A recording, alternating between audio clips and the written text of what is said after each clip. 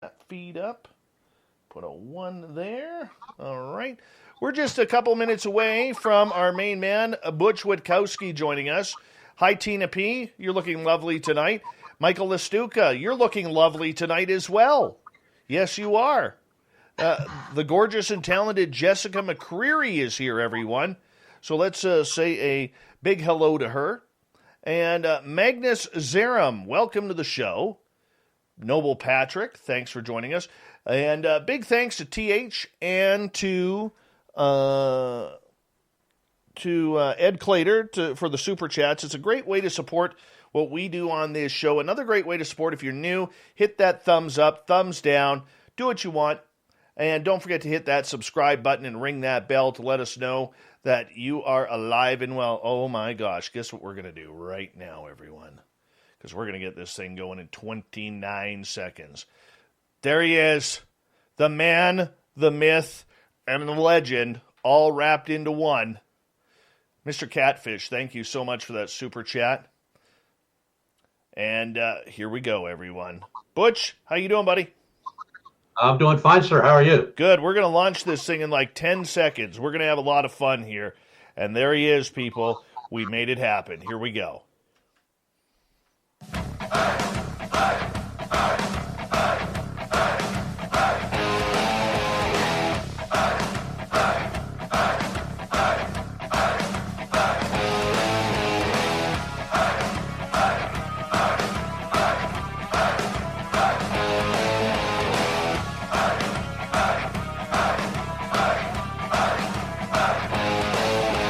From the mountains of central British Columbia to you listening around the world, this, my friends, is Spaced Out Radio. I am your host, Dave Scott, sitting in the captain's chair of SOR headquarters. We welcome you to tonight's show on our terrestrial affiliates around North America, digitally on TalkStream Live, Revolution Radio, and KPNL. If you want to take a listen to our archives, they are free for you by going to youtube.com/Spaced Out Radio. Just do old Davey the favor, hit that subscribe button. You can follow us on Twitter at Spaced Out Radio and on Instagram at Spaced Out Radio Show.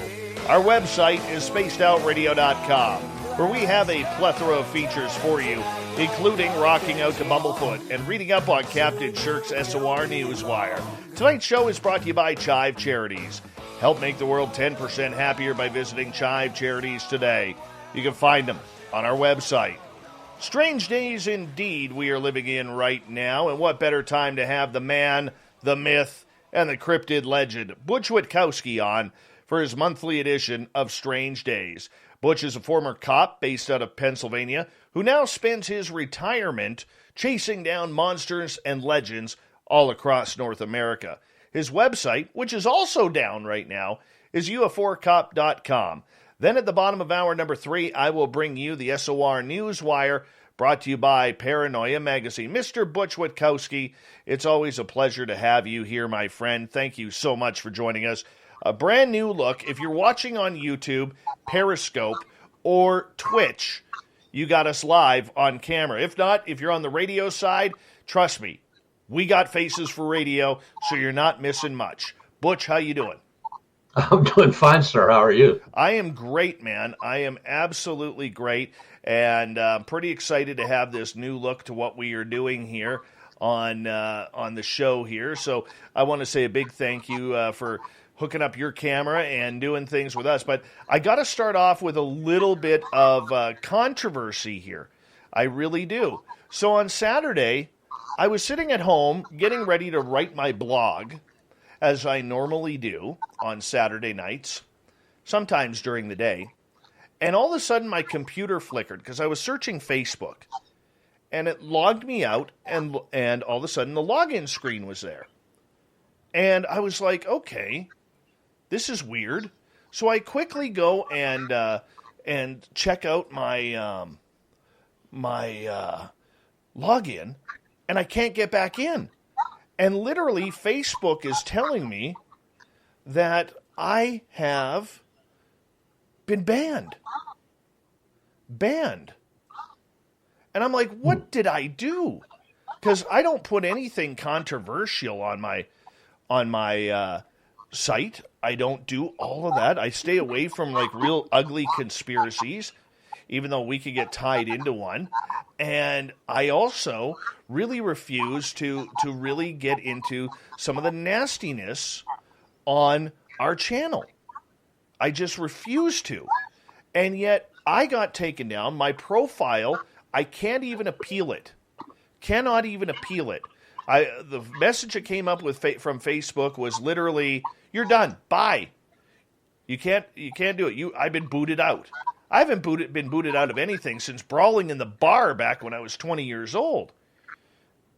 And so it didn't only affect me, it eliminated our Spaced Out Radio page, our SOR Newswire page. It blanked out our news director's Captain Shirk's Facebook, and it blanked out Michael W. Hall's Facebook page as well. So here we all are trying to figure out what we did, can't find anything, and now I don't know what to do because there's no appeals process, and it's terrible. Terrible. You know, and man, I'll tell you, that's 12,000 followers we lost. 12,000. Doesn't sound like much compared to a lot of other places. And I don't know, I'm not a conspiracy theorist that much where I'm going to say that, you know, someone was out to get us, it was the government or something like that. I'm not going to say anything like that, okay? But I am going to say this. I think it was the algorithms. I think it was something that was not very cool. And the way Facebook is set up, they don't have an appeals process. I didn't get an email. I've never gotten a warning from Facebook for things that I have posted. And it's terrible. Absolutely terrible. Butch, and your website got hacked. Yep. Yeah, about a month ago, I went online to change something on the website, and it was gone. No kidding. It's gone. Yeah. Had it for 9 years and gone. Now we're starting another one up, but I have no idea. I tried to back search, you know, what could have happened, might have happened, but I got nowhere. What do you think happened? Did you get hacked? Oh, yeah. Definitely it was a hack. Yeah. Because they couldn't touch the blog. The blog is still there. But the website itself, euphoricop.com, is gone. No kidding. Mm-hmm. That's terrible. Yeah. Like, these people don't understand how much it affects what we do. You know? That's true, yes. You know, but anyways, let's move on from all the bad stuff. Let's get to you tonight because this is your show and we love bringing you on once a month. I'm going to get you to turn your speaker down just a little bit if you don't mind, Butch. I would appreciate that. And I'm just curious, you know, because we always get new listeners every time you're on here, my friend, and you know, we got to keep reintroducing you. You know, you're supposed to be in retirement here. You know, after a number of years of a couple of careers that you had. And I'm just wondering, my friend, you know, why the hell do you spend your retirement chasing monsters? Something to do, number one. Number two, I'm looking for the truth. I always was. So getting too old to change now. You know, it's just something I got to know. I got to know what's out there. And recently, I mean, like 2 weeks ago, 3 weeks ago, maybe last time I was on the show, nothing was happening. We weren't getting anything. Last 2 weeks, to the moon. UFOs, bipedal canines, pale, whatever they call them, walkers, and it just nuts. What do you think? Which is cool. What do you think causes a spike like that? You know, I tried to do a couple things with that. I tried to look like, well, maybe it was the time of year or the weather. You know, I tried to bring some kind of correlation between the sightings and no sightings. No, it not bipedals. This is about the time of the year we're going to start getting the reports. And what's neat about the three that I got this week, they're all within a very specific area. They're like in, that would be northern Montgomery County. It would be eastern Chester County, southern Berks County, and in that area is a very, very large state park, French Creek State Park. And the reports just surround it. Now, when I go back to last year at this time, I had reports of bipedal canines in that area of French Creek State Park and a couple surrounding areas which are very close to the park. So, of course, now we got the putting a target on the park. But yeah, like a few weeks ago, there was nothing. Now, UFOs in the sky, lots of them.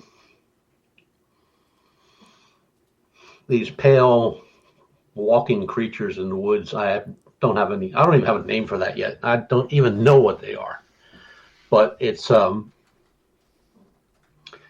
people are seeing something tall, very, very thin, very skinny, very malnourished looking, pure white, snow white, walking through the woods, and then they just kind of walk off and disappear. Now, I have no idea. I don't know what they are, but it's always something. I mean, it's always something. Nationwide, UFO sightings are at a peak. In your area, Bigfoot reports are peaking. In Oregon and Washington State also. And they're good reports. I mean, these are not just people out for a hike or something like that. These are researchers that were out looking for whatever they were looking for. And we've gotten some photographs. They're kind of squirrely, to say the least. And we don't know what's going to happen this week because tonight we have a supermoon. So if I walk outside right now, it's like daylight. That's how bright the moon is. So it's just been real busy, just, the last couple of weeks.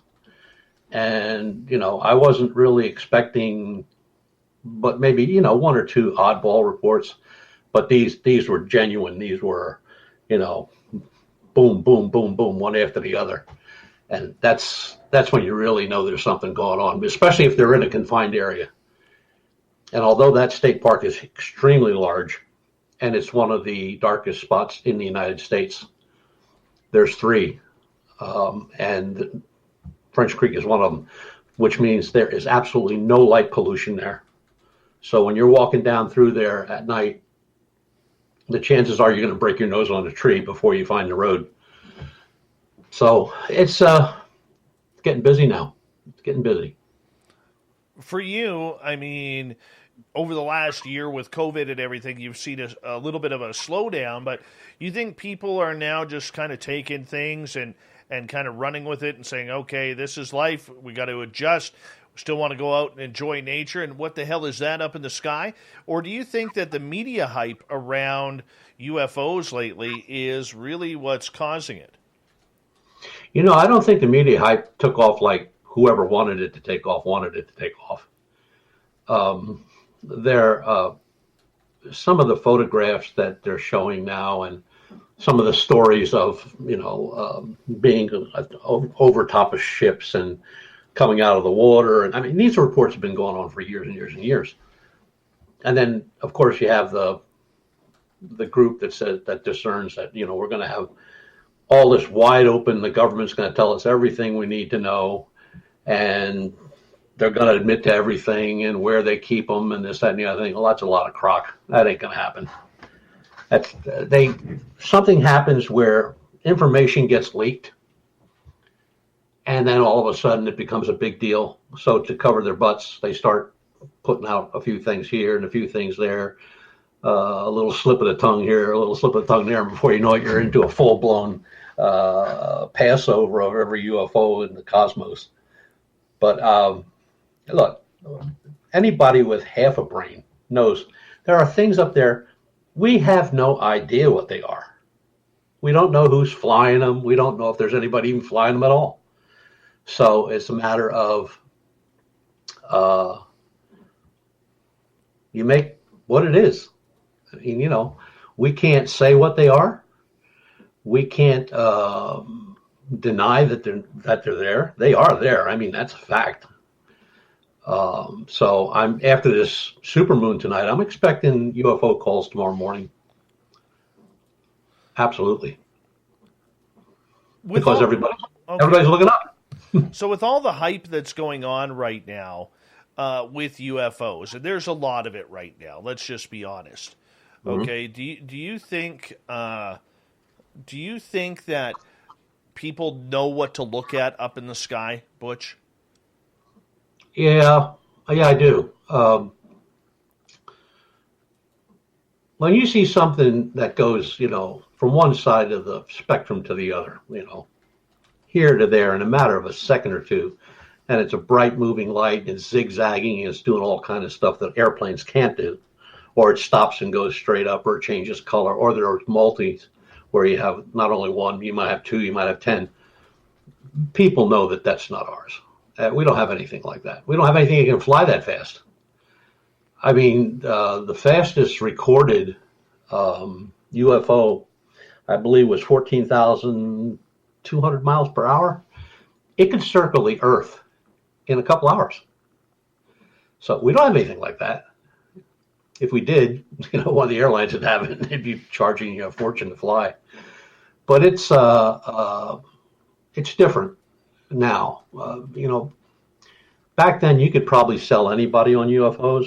Just tell them a story and they get all happy. Not so much anymore. Now they really want to look. They want proof. And a lot of these investigators are younger. They're smarter. They know how to use a computer. They know how to use the equipment to see what's up in the sky. And I just ordered a new telescope, and I was talking to the guy at the place where I bought it, and I said, "How are sales?" And he said, "In the last year and a half, 2 years, through the roof." He said, "I can't stock enough scopes." So I said, "Well, is there any type of individual by the older folks, younger folks, what kind of people we looking at? Nerds, He said, "No." He said, "There are some researchers. There are some guys who've been doing it since they were kids. But," he said, "on the whole," he said, "they're just people that saw something. Now they really want to see it." So, and these things aren't cheap. It's not like you can probably buy one for a couple $100, but if you want something good, you're going to be spending over $1,000.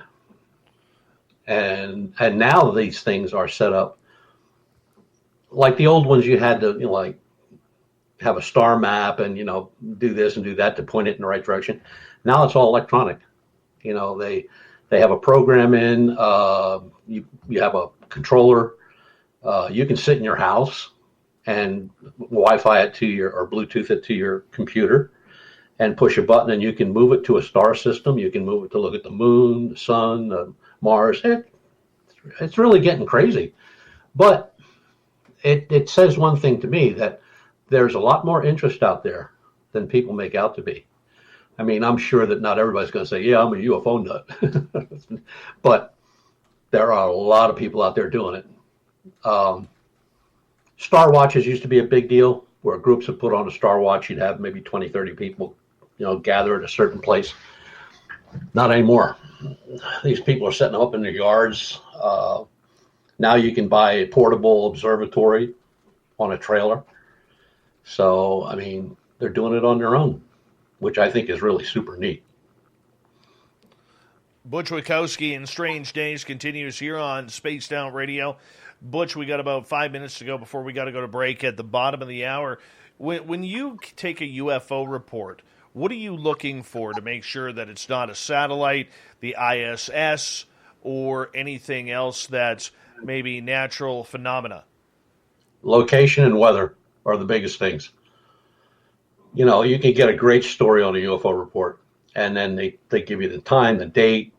They give you all the information you need to backtrack a little bit. So when somebody says they were watching this thing, 1,500, 2,000 feet in the air, and it was this, it was that, and then you punch up the weather in that exact location for that day, and you see that the cloud cover was pretty much at 10,000 feet. They weren't seeing anything.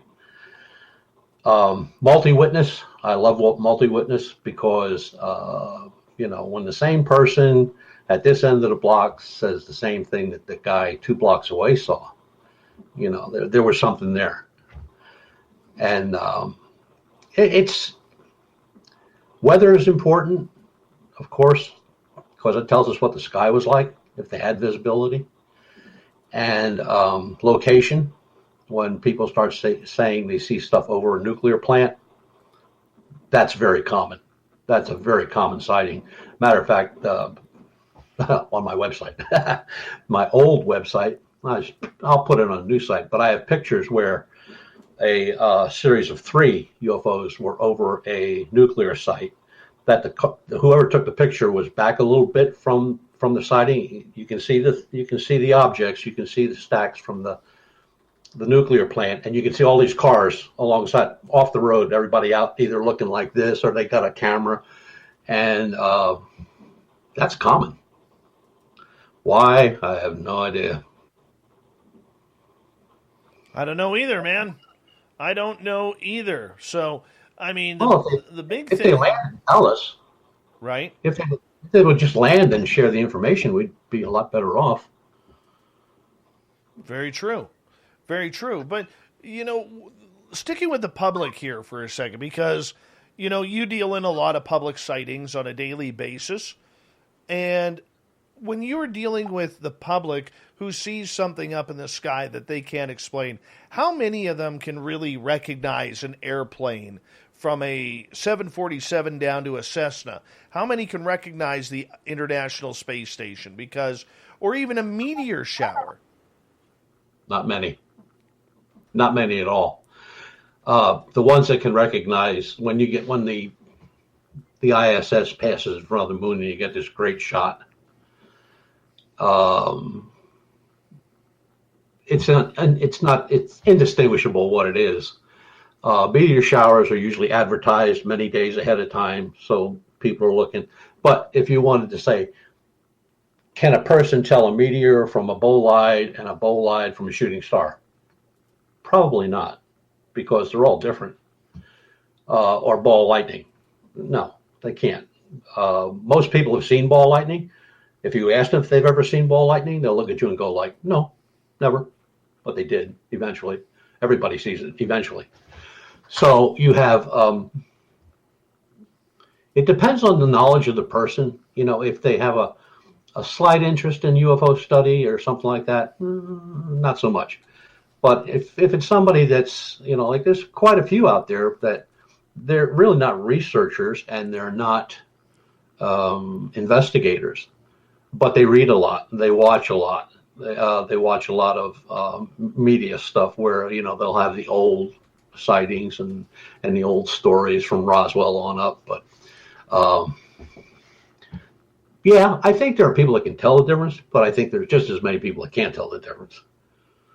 Now, like I said, when you see something that shoots from horizon to horizon in a matter of a couple seconds, and it's doing all kind of aerobatics that a plane could never do, or they stop and turn color and shoot straight up, or they change shape, that ain't ours. Can you really tell? Can you really tell? Yeah, you can. Yes, you can. Wow. Because if you had something going 10,000 miles an hour and it stopped and there were people inside, when you'd open the door, if it landed and you'd open the door, you'd pick them up with a sponge. All right. Well, I mean, as we got about 40 seconds to go here, what's the best advice you can give for someone to in case they see something? What's your best advice on how to tell if it's a UFO or not? Get all the information they can. Weather, what it looked like, approximate, how high it was, what it looked like in size to them, color, shape. Did they see wings on it? Did they see a tail section, ailerons, anything like that? Did they see heat disbursement from engines or anything? Anything that they can think of. Right. And then get a hold of me. All right. Butch Witkowski's Strange Days happens all the time, once a month here near the end of each month on Spaced Out Radio. When we come back, I want to get Butch's opinion about armchair researchers. Are they good for the field? Are they hurting the credibility? Let's see if we can fire Big Bad Butch up when we come back on Spaced Out Radio.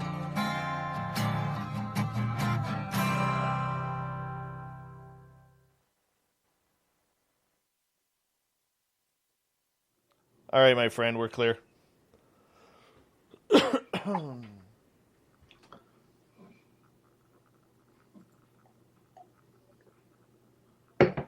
Is it working out okay? Yeah, so far so good. I mean, I'm a little new. I'm a little late on things, but that's okay.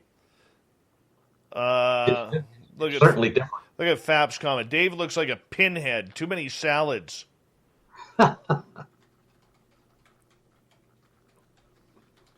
Thanks, Fap. Much love to you. And your size 9 head. Mm-hmm. The only thing that I don't like about this is that this system is that it's a little too the chat area in here is a little too weird. So I'm trying though. It is a fun system. I can make us big. Ooh, I like that angle better. Yeah. The other one scares me. I can go like that, make me bigger. I don't know what that one does. What does that one do? Well, that brings us back to there. Okay. Yeah. Looks good, though. Mm-hmm. Yeah, it's neat. Yeah. Everybody in the YouTube chat, if I accidentally miss you, please don't take offense. I'm just getting used to this new thing. We just installed it, this StreamYard yesterday. I think so far it looks good. Yeah, the chat's a little loggy. If you go to the YouTube side, you can check it out. I ain't doing anything. If I touch it, it's probably going to go off. Yeah, probably. Probably. You're that guy. Yep.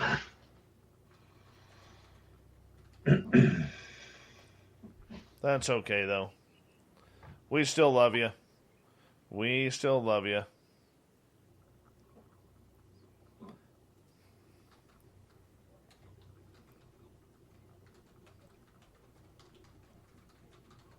All right.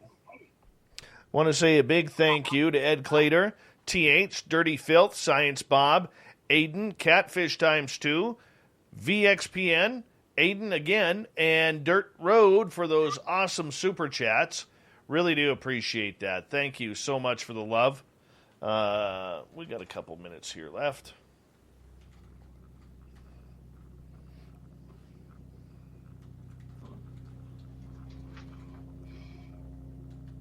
Yeah, I like this new format. Yeah, it's nice. Yeah. See, if we really want to go cool, we can go there. What does that one do? I don't know what that one does. I don't know. I'm just playing around.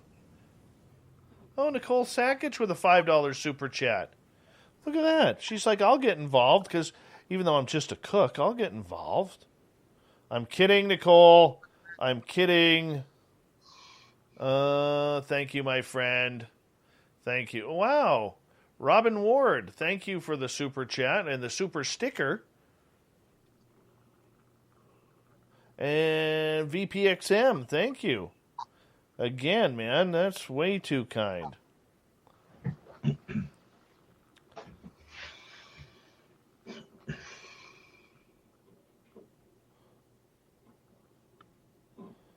What is VPXM? I'm curious. I know you're Canadian. Oh, Sylvia and James Delaney. Thank you for the super chat. Wow, way too kind.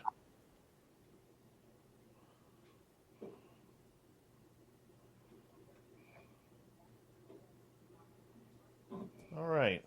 We got about 90 seconds here. Oh, by the way, welcome to our chat room. Miss Pickles, good to see you. And who else is new in here? Yeah, D. Swiger. Good to see you. think I'm just going to read them out. It's easier. Holy cow. Wendy, my goodness, people.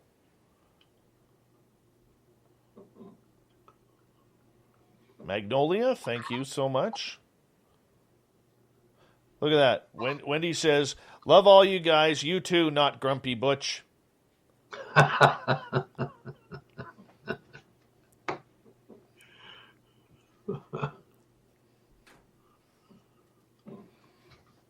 Thank you, Magnolia.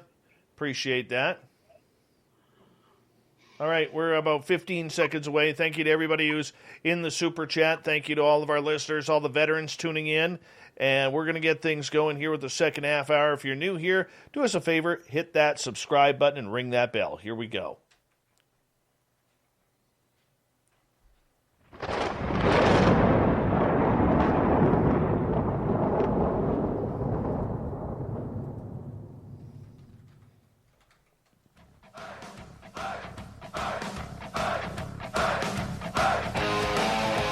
Second half hour of Spaced Out Radio is underway.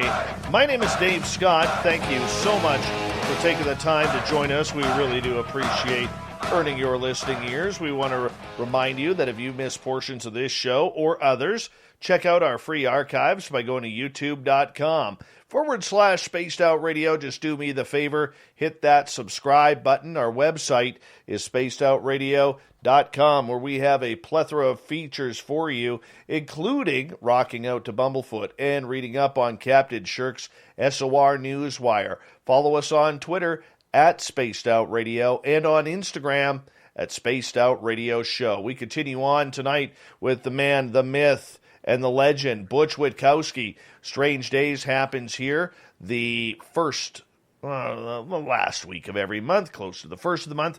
Butch, welcome back. Pleasure to be back.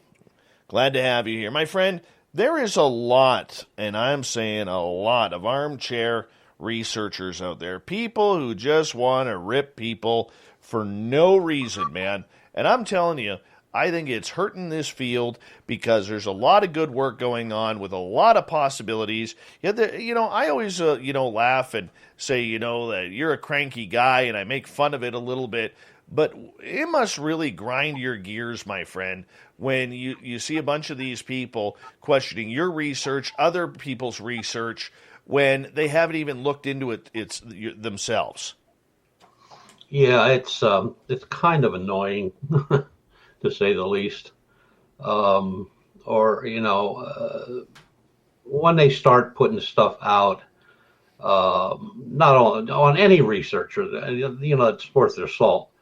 And, they have almost have a vendetta to prove that they're a much better researcher than the person that's actually out there doing it. But if they lost their internet connection, that would be the end of their research. I've never bumped into any of these folks in the field, ever, in all these years. I've never seen them at conferences in all these years, ever. Never had any contact with any of them. Neither have any of the researchers I know. There's one outfit that I think it's two gentlemen. They actually have a program to disguise their voice, so nobody recognizes who they are, and they really just start tearing people up in the Texas area. Really? But, yeah. Okay. I thought it was another Texas person who does that, but that's okay. But it's nonsense, and it. I guess after a while I've gotten used to it. I don't pay any attention anymore. At first, that used to light me right up. Boy, I'd be looking for them on the internet, be trying to get a hold of them, sending them emails, threatening to kidnap their dogs and everything else. But it's a shame that they don't put that type of work into looking for the truth or trying to get an answer. They just don't do that. It's a whole lot easier to get onto the internet and whatever genre they're using on the internet and just blow smoke up everybody's butt. And what has always amazed me is the following that some of them have.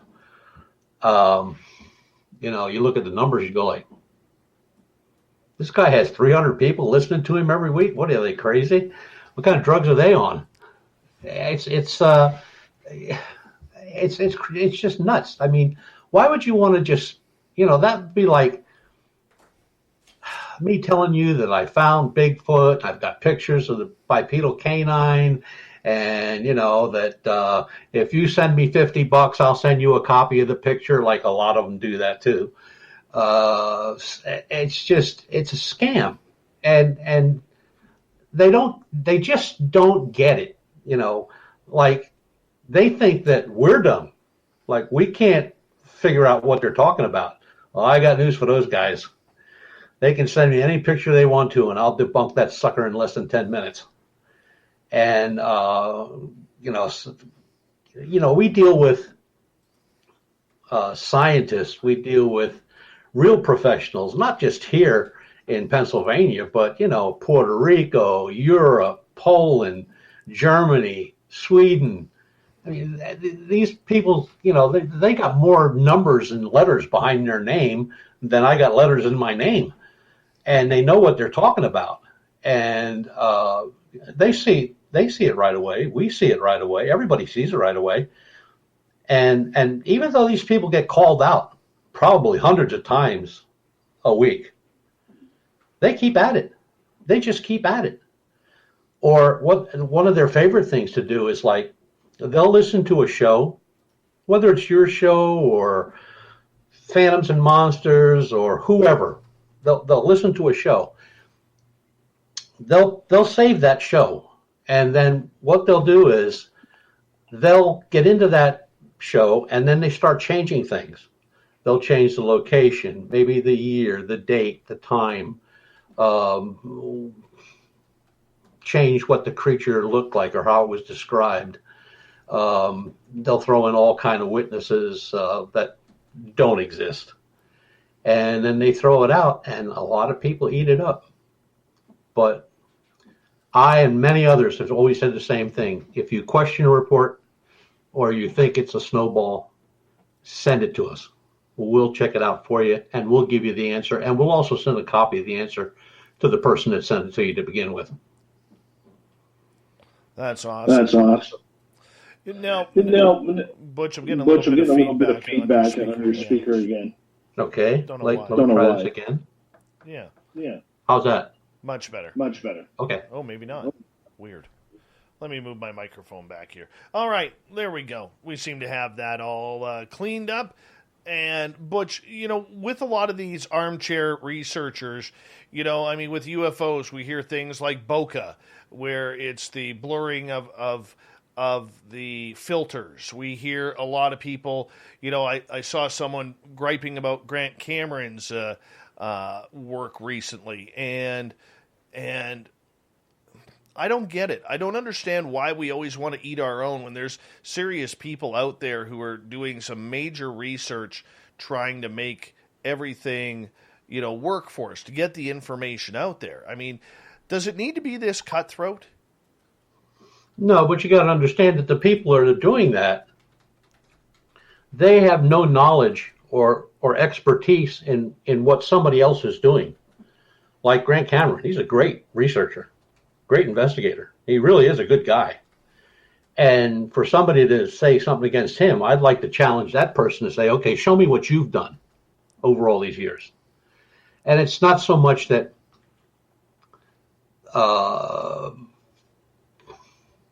researchers write books. They all write books.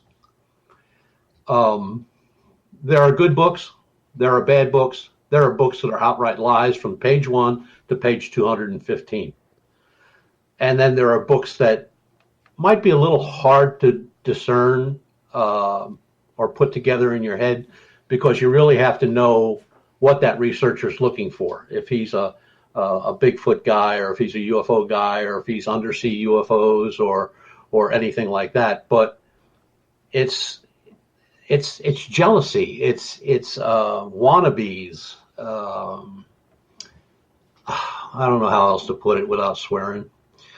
But be that as it may, these people always get caught. Always. They always get caught.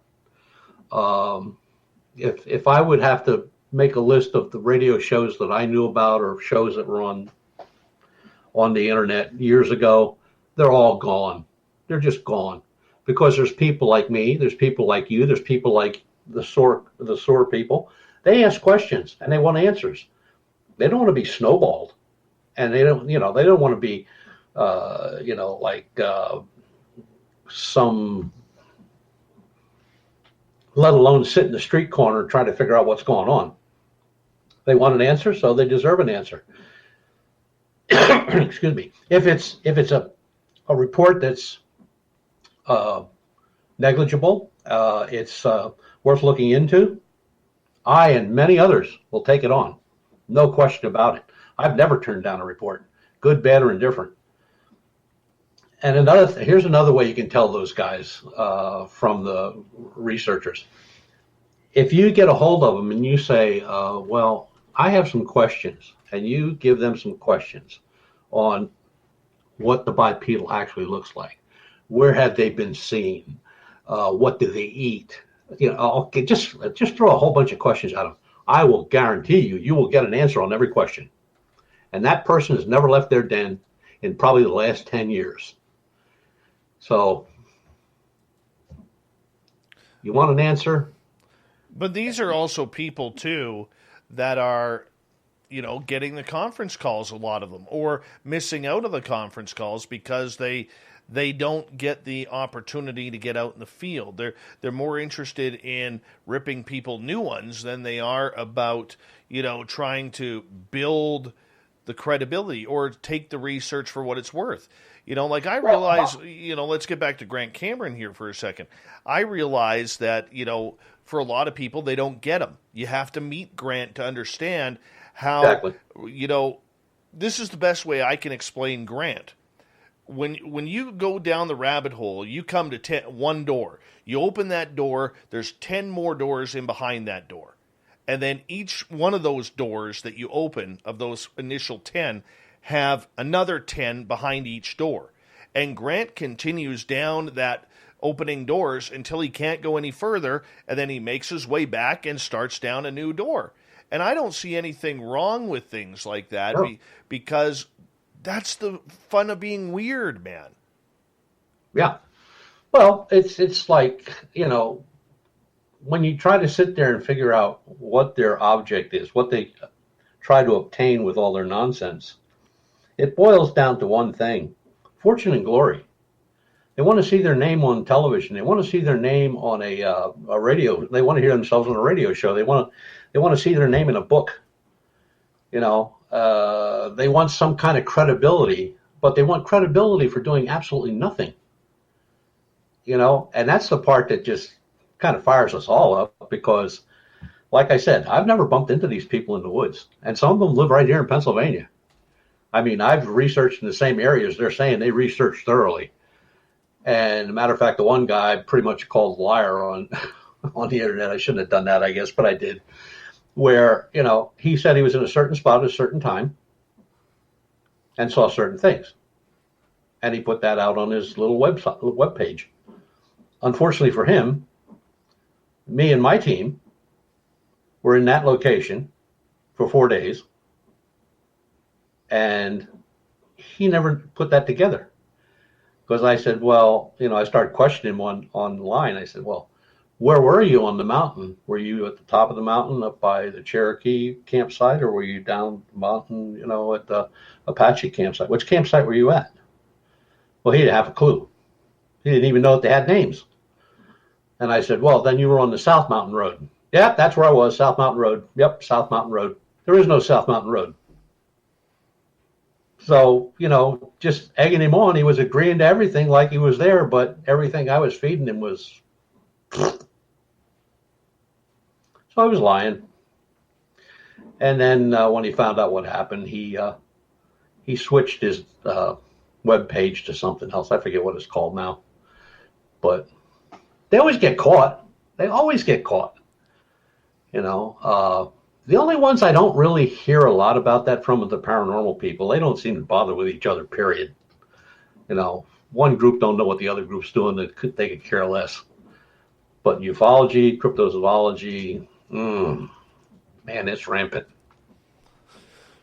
I guess it's more exciting. Well, I mean, you've been in your own world. You've had your own criticism. I mean, Sure. I've heard the stories where people were saying you were a fake cop. I've heard Oh, the yeah. stories of people saying that that you screwed MUFON. I've heard lots of stories, Sure. and yet how many of those people have ever come to you, Butch, and asked you point blank? The people on the internet. Zero. Zero. And it's funny. It all started over one thing. It wasn't a series of things. It was one thing. And that was when I started researching human mutilations. I was warned. I was told. I kind of laughed it off. And after I gave 2 conferences on it, I became fair game. So, just let them go, let them do their thing. And when they think they had it all good and happy, then I posted pictures of me in uniform, newspaper clippings. I remember when I asked you about that, I'm like, Butch, I had somebody contact me. This is about 5 years ago. Yeah. I had somebody contact me, and then you messaged me back a local newspaper article of you and your fellow deputies in a photo right in the front page of the newspaper, and you're like, does this answer your question? It was good enough for me. It was good enough. It was right there. So the point that I bring that up, and I know that's a sore spot for you, and I have sore spots for me as well in this field, but I want our audience to know that there are a lot of people out here who are not doing the research, who are just basically finding it their own job to be critical about everyone. Sometimes those criticisms are very well warranted, but for the most part, are they? Well, it's just like it's just crazy the way they think. There's some people you could tell them everything in the world. That's a fact. And one local researcher in Lancaster County said that I had been arrested for impersonating a police officer. Yeah, he did. And this was just a few years ago. And I sent him an email. I said, "Are you out of your mind?" I said, "Do you realize that if you impersonate a police officer, you're going to be arrested? Or if you say you're a cop and you're not, or you were and you weren't, you can't do that. That's against the law." I want to show you something here in a second. Sure.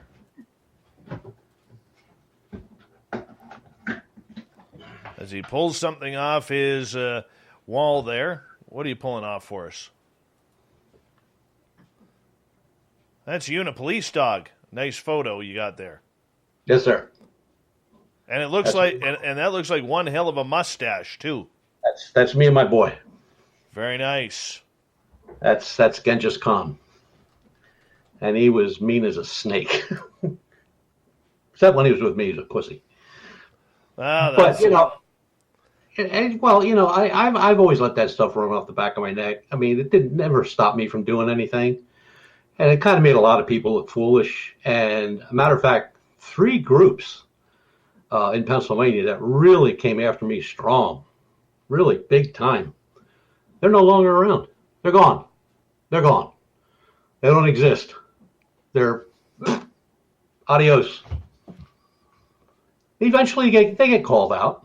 And, it's just like, I've got hundreds of pictures. So you're going to say, that's not me? Yeah, that's me. Oh, you look good. Yeah, I was thinner, a lot thinner. I got to ask you, because people all want to hear stories too. We could gripe and we could critique everything that's kind of going on here in regards to the way people armchair quarterback all of the information that is coming out. for those who are listening, and we'll get to some stories here coming up in a little bit, how do they decipher who's telling the truth and who's pulling the wool over their eyes? Well, they're going to have to believe the person that's telling them the good and the bad. Like, yes, this could have happened. Did it happen? I doubt it. And then give them the reasons why. You know, if the location was wrong, or it was actually the bright light they saw was a camera flash off of a garage window, and you show it to them and you give them a copy of, put a copy attached to it and say, like, here's what happened. Or they were in a house and they said, well, there were shiny objects near the door. Well, then you take a good picture of the door, and it's got a brass doorknob, and it's got a brass handle, and it's got a brass lock, and that was the reflection of the light. So once you say something, you got to be able to prove what you say. You just can't. I mean, even if I wanted to, I can't just go on and debunk something without looking into it myself, because I could be wrong, and then I'm really going to look bad. So it's I need to look at it. I need to see the evidence, whether it's photographs or hair or whatever. I need to see that. I don't need a picture of it. I need it here, so I can take it back in the library, in the lab, and work on it, or send it out and have it tested. But we're getting into this new environmental DNA now, and can't wait to try that. So that's really cool to me. But you just got to be honest. That's the bottom line. You can't snowball either the reportee or the investigator. You just can't do that, because you will get caught. And once you're caught, your credibility just went right out the window and down the toilet, and then you're done. So even if you do have, a picture of you and a gray sitting at the supper table having a hamburger, ain't nobody in the world going to believe you, even if it's a fact. It's just not going to happen. So credibility is whatever the investigator and researcher make it. But isn't it also the purpose that if you're going to be public about your research, that you should be able to prove it every now and again? Yes. Oh, absolutely. You have to. The one that always sticks in my mind, and this was really early on in my research, and I had just started working with photographs. I might have been at it maybe a year. And I got a picture of a triangle. And typical triangle, the three lights, two at the back, one at the front. And the story was it was taken at night, but it was awful close. You know what I mean? It could have been more than 1,500 feet at the most. So I started watching the program, and like I said, I was just starting, so there were a lot of mistakes, but then I finally got the hang of it, and I could do what I wanted to do, which was take the pixelization and take it apart. So once I did that, then I kind of saw what was coming forward, and I actually had to call somebody to come over and help me because I was at the point where I'm done, and they came over. We worked on it for about an hour and a half, and what it turned out to be was somebody took a picture at an airport, probably, of a Cessna 172 taking off, kind of like on this angle. They photographed it. They turned that photograph upside down, blocked out everything but the collision lights, turned those to all white, from the red, green, white to all white, blocked out all the shadows in the background to black, so there were no stars in the sky or anything like that. Now, here's where the research for the investigation came in. When we looked at the date and the time and had all that information, the exact location where this happened, it was a starry night. Well, in this picture, the background is completely black.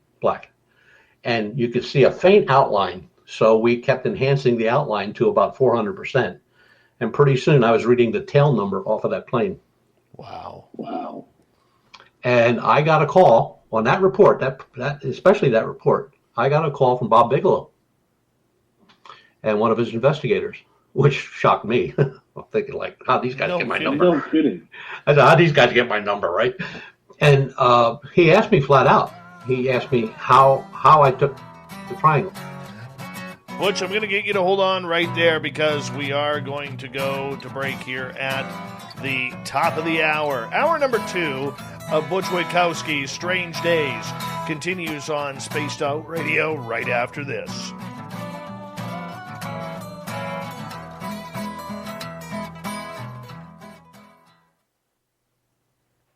All right, buddy. We're going to take a break here. I'll be right back, okay? Get your horns up with me on Spaced Out Radio. This is Ron Bumblefoot Thal. Come tune in to SOR where you can hear me rock out with Little Brother Is Watching, the official theme song of Spaced Out Radio. And then come on over to bumblefoot.com where you can find out about my tour schedule, my music, and everything else. Bumblefoot.com keeps you up to date on what I'm doing and the best way to stay in touch with my music and music camps. Sign up for my newsletter at bumblefoot.com and remember, Little Brother Is Watching. Hey, space travelers, this is John Resig, founder of the Chive and Chive Charities. If you know anything about our website, you know we like to do things a little differently. We're not some faceless organization collecting money for a nebulous cause. Our donor dollars go directly toward life-improving items. Then we give those items directly to an underdog who needs it most. To become a donor with Spaced Out Radio's official charity, Chive Charities, just go to chivecharities.org/donate. Are you intrigued by Paranormal Talk Radio? You'll love the new Paranormal Radio app from TalkStream Live. You'll find a great selection of talk shows covering UFOs, ghosts, strange phenomena, and much more. Download the Paranormal Radio app now and start listening to the very best in paranormal talk entertainment, including the network you're listening to right now, the Paranormal Radio app, free in Google Play and the iOS App Store. Hi, this is Amber Beckrud, and I want to invite you to subscribe to our YouTube channel where we store all of the SOR show archives for free.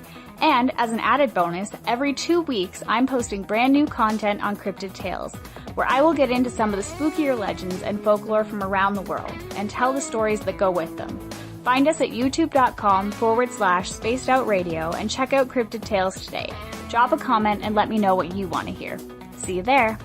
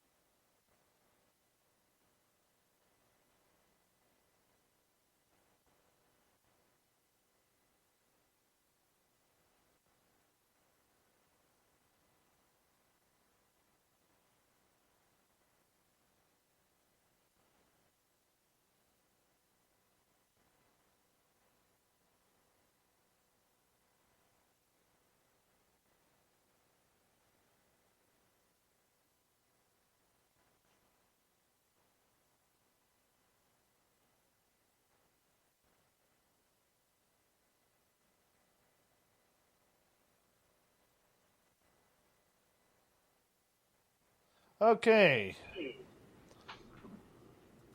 Let's see here. Where are we?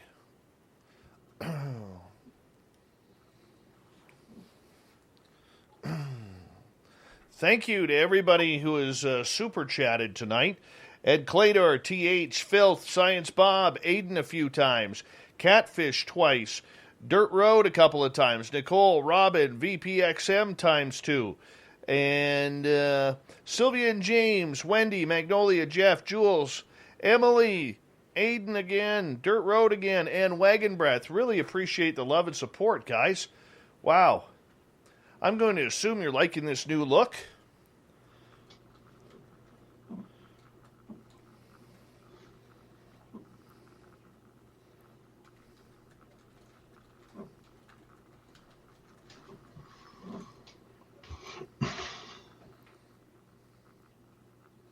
I like it.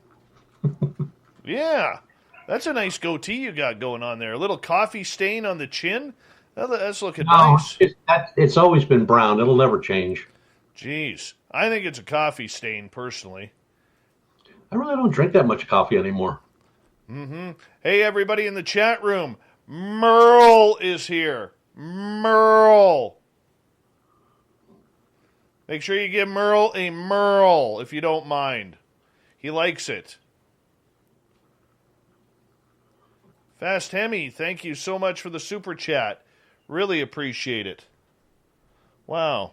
Guys, you're awesome.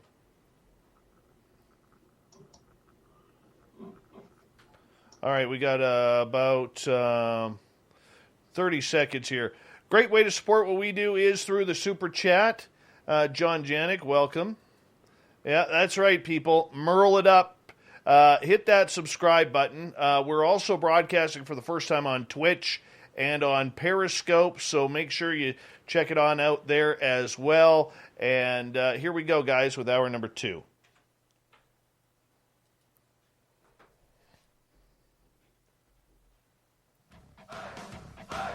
You're listening to Spaced Out Radio with Dave Scott.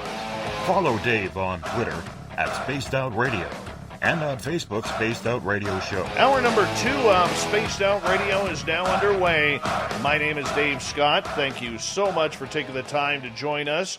We really do appreciate earning your listening ears. We want to say hello to everyone listening in on our terrestrial affiliates around North America, digitally on TalkStream Live, Revolution Radio, and KPNL. All of our archives are free by going to youtube.com/Spaced Out Radio. Just do me the favor, hit that subscribe button. The Desert Clam has set the password for tonight in the SOR Space Travelers Club. What do you got for us, Clam?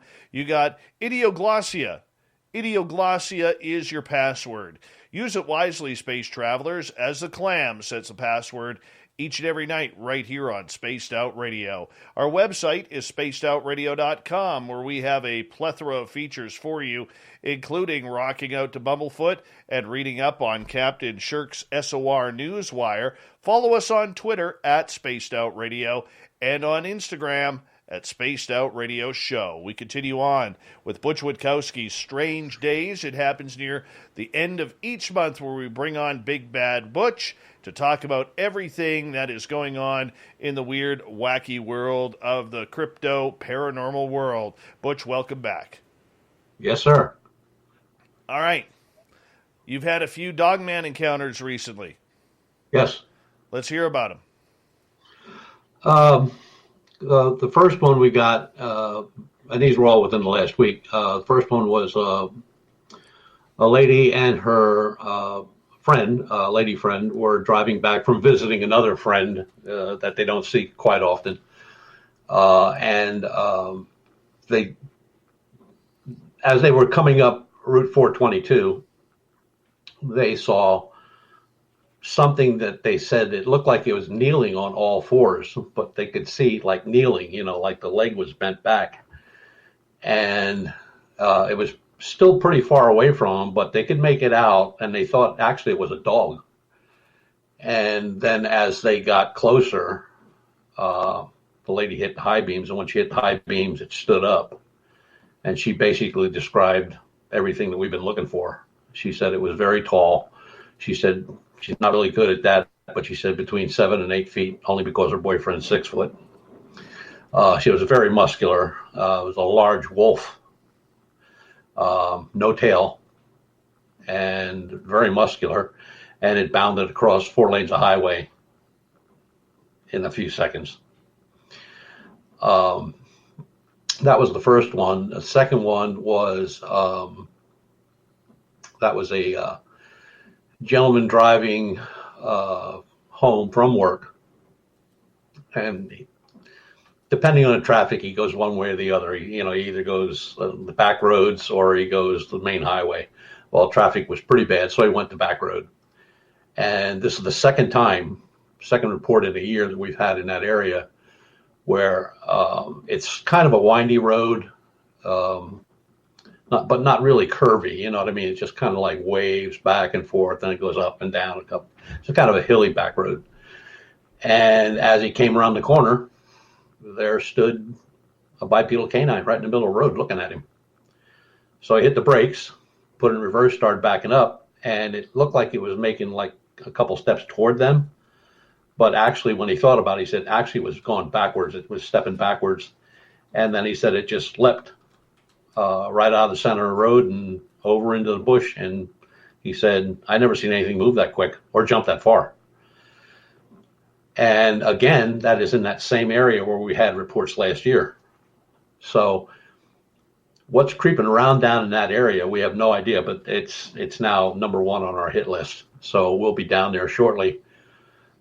We had notified a couple of law enforcement that work with us down in that area to keep their eyes out and, see if they come up with anything.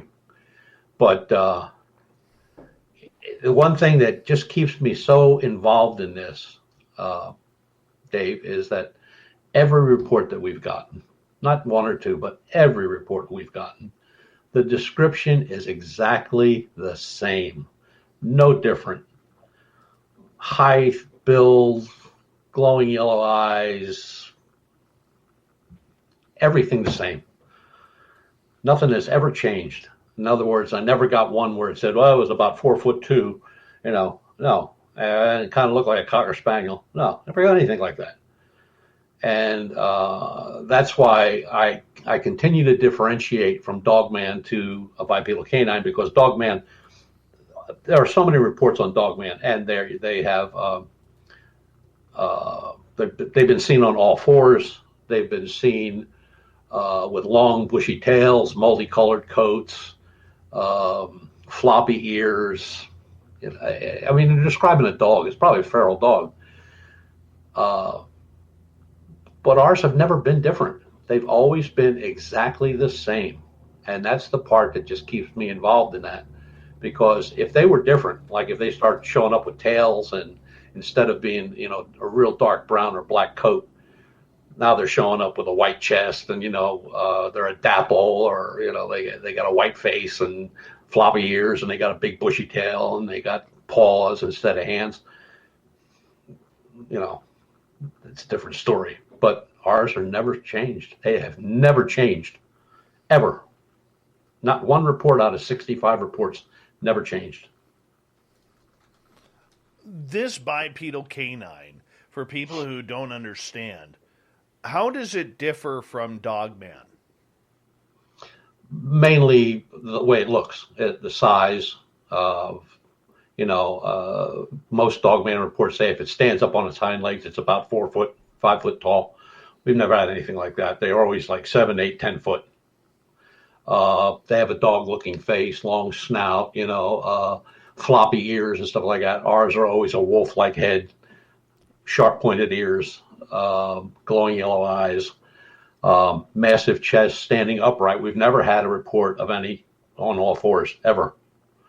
Now, we had reports of 2 animal sightings, and I think I discussed this one on the last show, where a guy was up in a tree stand, and one was chasing a deer, and the other one came up below him, and he was downwind, so it kind of creeped up on him. Now, he said that did walk on all fours, but it was had a hump on its back, and that's when he said kind of looked like a Great Dane with a longer snout. Well, it could have been any other type of dog. There are a lot of big dogs out there. And when he reported it to the Game Commission, which was right down the road, they said, well, they had reports of a couple stray dogs chasing down deer. So I'm not saying what he saw was not what he saw, But I'm just saying it's a good chance it probably is 2 feral dogs because we've never had any reports in that area whatsoever.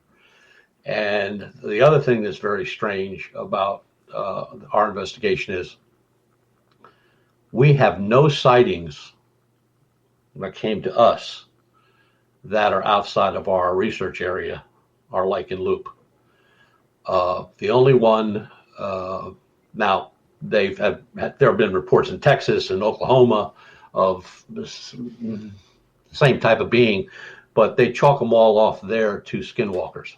So I'm not saying that what we're looking for is a skinwalker. I'm not saying it's not a skinwalker. I'm not saying it's not a protector or a watcher because, the Indians say that those watchers and protectors stay over the encampments and battle areas where there are dead indigenous. So we don't know. But we have not found prints. We found impressions, but never any prints. What's the difference between a print and an impression? A print, you could pretty much see a print in, say, like soft ground, where an impression would be just grass or something mushed down from weight, but not giving you a defined outline of the print itself. Okay. Yeah. Where do you think this creature is hiding? To be honest, I don't think it hides. I just think it's there. It's been there for a long, long time. I mean, like I said before, I found that report from mid 1800s where, a farmer takes a shot at one on his land that was going after his goats or sheep. I don't even remember that. But he makes a report to the constable in town because they didn't have cops back then. They were all constables or sheriffs. And they printed it in the newspaper, I think it was the Erie New Era or something like that. They printed in the newspaper the description. And if I take that description and put it up against the one I got the other day, they're identical. So it's not like this thing just popped up in Pennsylvania overnight. This thing has been around for a long time. And there are other reports like that, especially with Bigfoot, where there have been many sightings in a certain confined area, and the description is always the same. And I'm going to use one of those reports as kind of an indicator. The very first report in that particular area, it was in Oregon, said that it looked like the skin was missing from the left shoulder, like a wound had healed, but the hair never grew back. And that thing's been seen for over 50 years. That description has come out over 50 years, numerous times, of sighting of a Bigfoot with what looks like a bare spot on the shoulder. And we don't know how long they live. We don't have any idea. It's just, I have no, it's just crazy. And then when you go down, if you go down south, like Louisiana, you deal with the Rougarou. Now, the Rougarou, that story came from France when the French moved into Louisiana, with the war and all that stuff. But the Rougarou, although it's close to the description, but it's more werewolf because they're seen with, they might be wearing a shirt, old torn up, ripped up shirt or a pair of pants or something like that. So that takes you back to the werewolf theory from England and France back in those days when it was a big deal. Werewolves were a big deal. This is not like that. And I can't find or have not found any injuries or reports of any injuries caused by these creatures. Where werewolves, there's all kind of reports of bodies being found all ripped to shreds in the deep south. The school teacher, I keep bringing her up because they still haven't found out what tore her up. They have no idea. No DNA matches anything that we know of at this point. So you have these reports that are long-standing, have been around for a long, long time. And the only thing that really keeps me glued to this is that ours have not changed. Now, if I would get a report where they said, well, it was 5'2" and it had glowing blue eyes and it had blonde hair and it had a goatee and, one earring, and, that is a different story. But the reports that we have, they're all identical. Every one of them. Every one. You show people a sketch, because we had a sketch made way back, and you show it to them and they go like, yeah, that's it. Nothing different? Nope. This is exactly what you saw? Yep. So, can't stand there and call them a liar. I mean, they saw what they saw.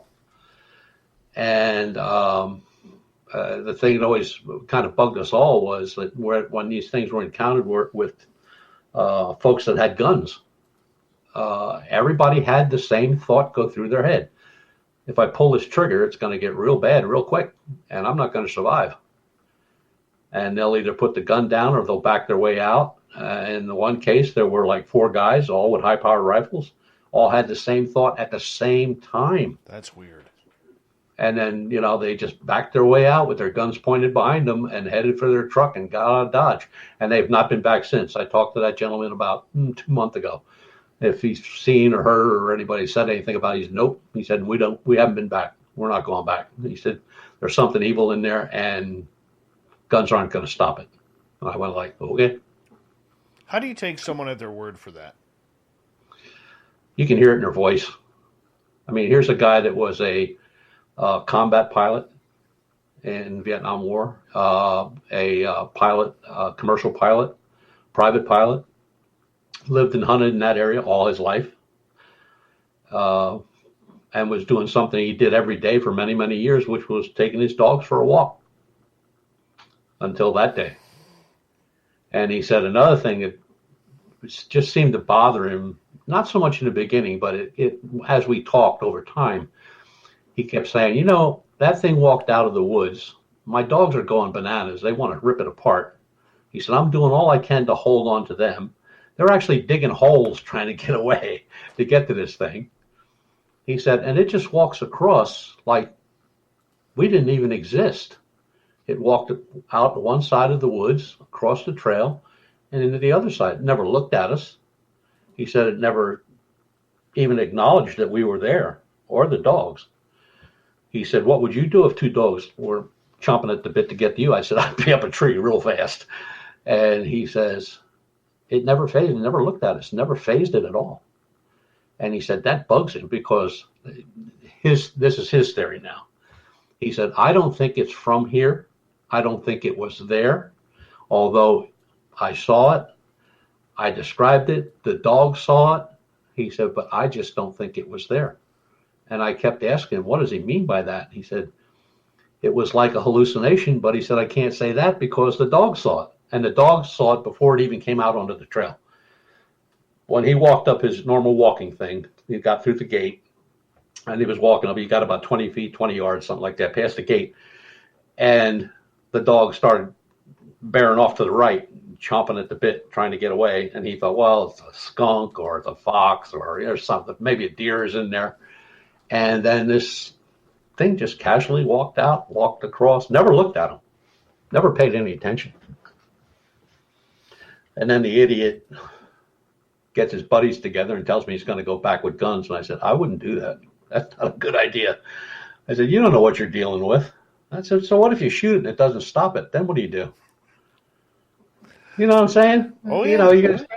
You're going to stand there and you're going to empty a clip and the thing keeps coming at you. What do? Throw it at him? So, I don't know. It's one of those things where I truly believe there's something out there. I truly believe that.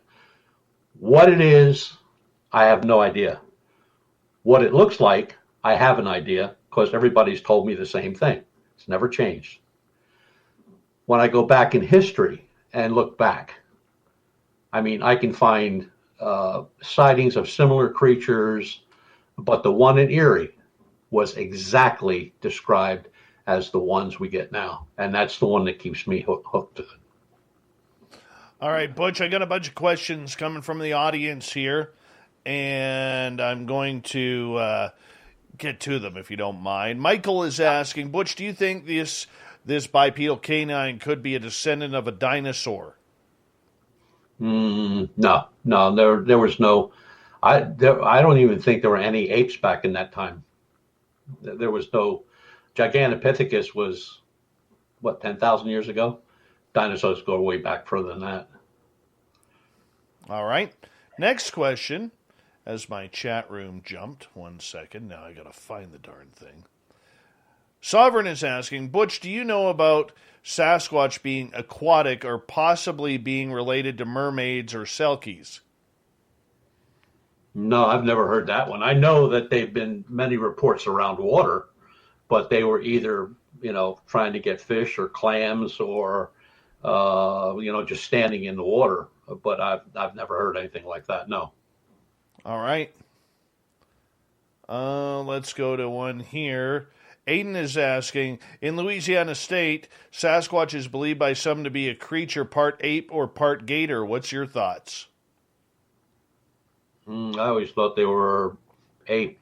I mean, that's the way they were described in that part of the country. Swamp creatures. I mean, they were always described as very large, ape-like looking creatures. I don't remember or recall any where they were reptilian or anything like that. All right. Cat Chaser is asking, I'm sure Bigfoot hunts in packs. Do you believe dogmen hunt in packs as well? Never had two together at the same time. And I don't know that they'd be hunting, other than the fact that there are a couple reports where they've been seen feeding on roadkill on the side of the road. Okay, we got 2.5 minutes to go before we go to break here at the bottom of the hour. Butch Witkowski at Strange Days continues right now. Nicole is asking, Butch, do you think there is any link with dogman descriptions and Anubis of the Egyptian lore? I've heard that. I don't know how far that ever went. I know that one gentleman was kind of claiming that it was the current dogmen were throwbacks to Anubis, but I'd never heard much about that anyway. Do you think we're reaching when we go back to Egyptian type gods? Sure. I mean, they look how far they go back with aliens, and Bigfoot were originally Neanderthals, or it's a reach. I mean, some researchers will go so far, and whether they like it or not, they come to a dead end in the research, and then they really go back. The next thing you know, they're talking about Egyptians and Syrians and Greek gods and everything else. All right, I think we got time for one more question here. So we got about 90 seconds left. Greg is asking, can the bipedal canine run over gravel without making a sound? I'm going to say no to that, only because when two park rangers were walking along a trail and they could hear they were being followed by heavy footsteps, and at first they thought it might have been a bear, then they thought, oh, maybe it was a deer, but no, that's not what it turned out to be, because when they got to their point and turned around and came back, it was on the right side of them again, and they went a little further and they stopped and turned around. There it stood right in the middle of the trail. Incredible. Okay, let's sneak in one more from Crow Creek. We got 45 seconds. Butch, what's your thoughts on the dogman hanging out with Sasquatch? There are no reports like that. I mean, I've seen reports, and I think it was just researchers kind of stretching a little bit, where they said that somebody witnessed a dogman fighting a Bigfoot, a dog man fighting a mountain lion, and a Bigfoot came and saved it. And I guess you can make that story go anywhere you want to. I guess you can, my friend. And on that note, we're going to continue with audience questions when we come back, as this is our first time doing this show. not only broadcasting on terrestrial radio as well as digitally, but we've added Twitch, we've added Periscope, and a new look on YouTube. Spaced Out Radio with Butch Witkowski. Continue. All right, buddy. We're clear. Okay. Yep. Hello, Daniel Adams. Hello, Beef Stew. And by the way, this is that time of night where I'm going to pull out the old winter blend here from Mighty Moose Beard Oil. Now, I know my beard isn't that thick, not like it was a month ago. But you know what? Gary the Dutchman, he owns MightyMooseBeard.com, and he makes this stuff all by himself in a little shed up in the mountains of Chilliwack, British Columbia. All natural, no chemicals. And you just put it in your hand. Oh, it smells good. Winter Blend is my favorite. You just kind of massage it into your beard like so. Your facial hair will start saying, I love it. And for the ladies, you can also put it in your hair. It moisturizes your hair. It's all healthy. Smells great. Helps create 0 split ends. And, well, it wouldn't be creating. Helps protect from split ends, I should say. And, you know, Gary the Dutchman, you don't get a deal very often from a Dutchman. Trust me on that.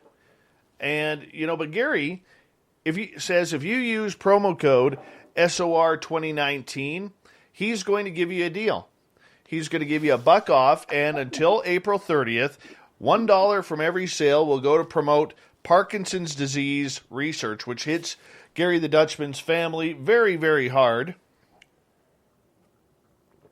So right now is the time to pick up some beard oil. Go to MightyMooseBeard.com. Use promo code SOR 2019 and tell Gary the Dutchman you want your deal, Dutchman. And he'll be like, you're Dutch. And you're going to be like, no, you're Dutch. And you're going to be like, no, you're Dutch. And it's going to be a long argument, but a fun one. But in the end, you're going to win with some great beard oil. And remember, all prices are in Canadian dollars, so check it out today. Yeah, that's my buddy Gary. I love him. Love him. Who just showed up here? Gorgeous Marie is here. Hello, Gorgeous Marie. Let's see here. It's funny that we mentioned moose. I put a picture up on my Facebook today, or yesterday, of some moose droppings. People don't know that they look like chocolate-covered almonds. They do. These aren't ones you want to eat, though.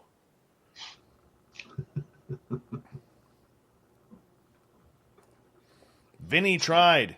Didn't work for him. Hi, Thurston Howell III. Please let us know how Lovey is doing.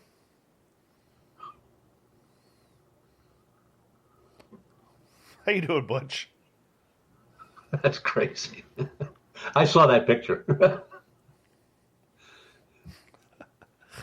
Hey, got to go from there. I'm loving this new setup, man. Take me a little bit to get used to it. Yeah, it's pretty neat. Yeah, it's good to have you on camera. This is our first time. Yes. Yeah. Mm-hmm. I'm not going to lie, you and I both got faces for radio. Yeah. You got a good point there. Nicole is asking, is moose oil good for the Sasquatch leg hair, too? That's terrible, Nicole. Terrible. My goodness.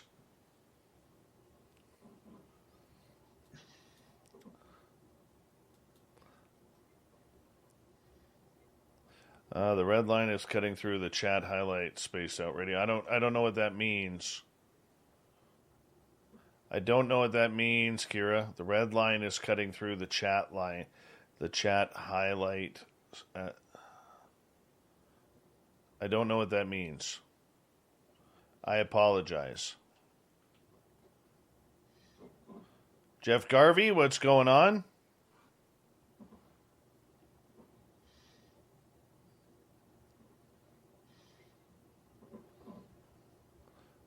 right. I'm going to ask all you guys here in a minute to start putting your questions back in the chat room. I apologize if I missed some.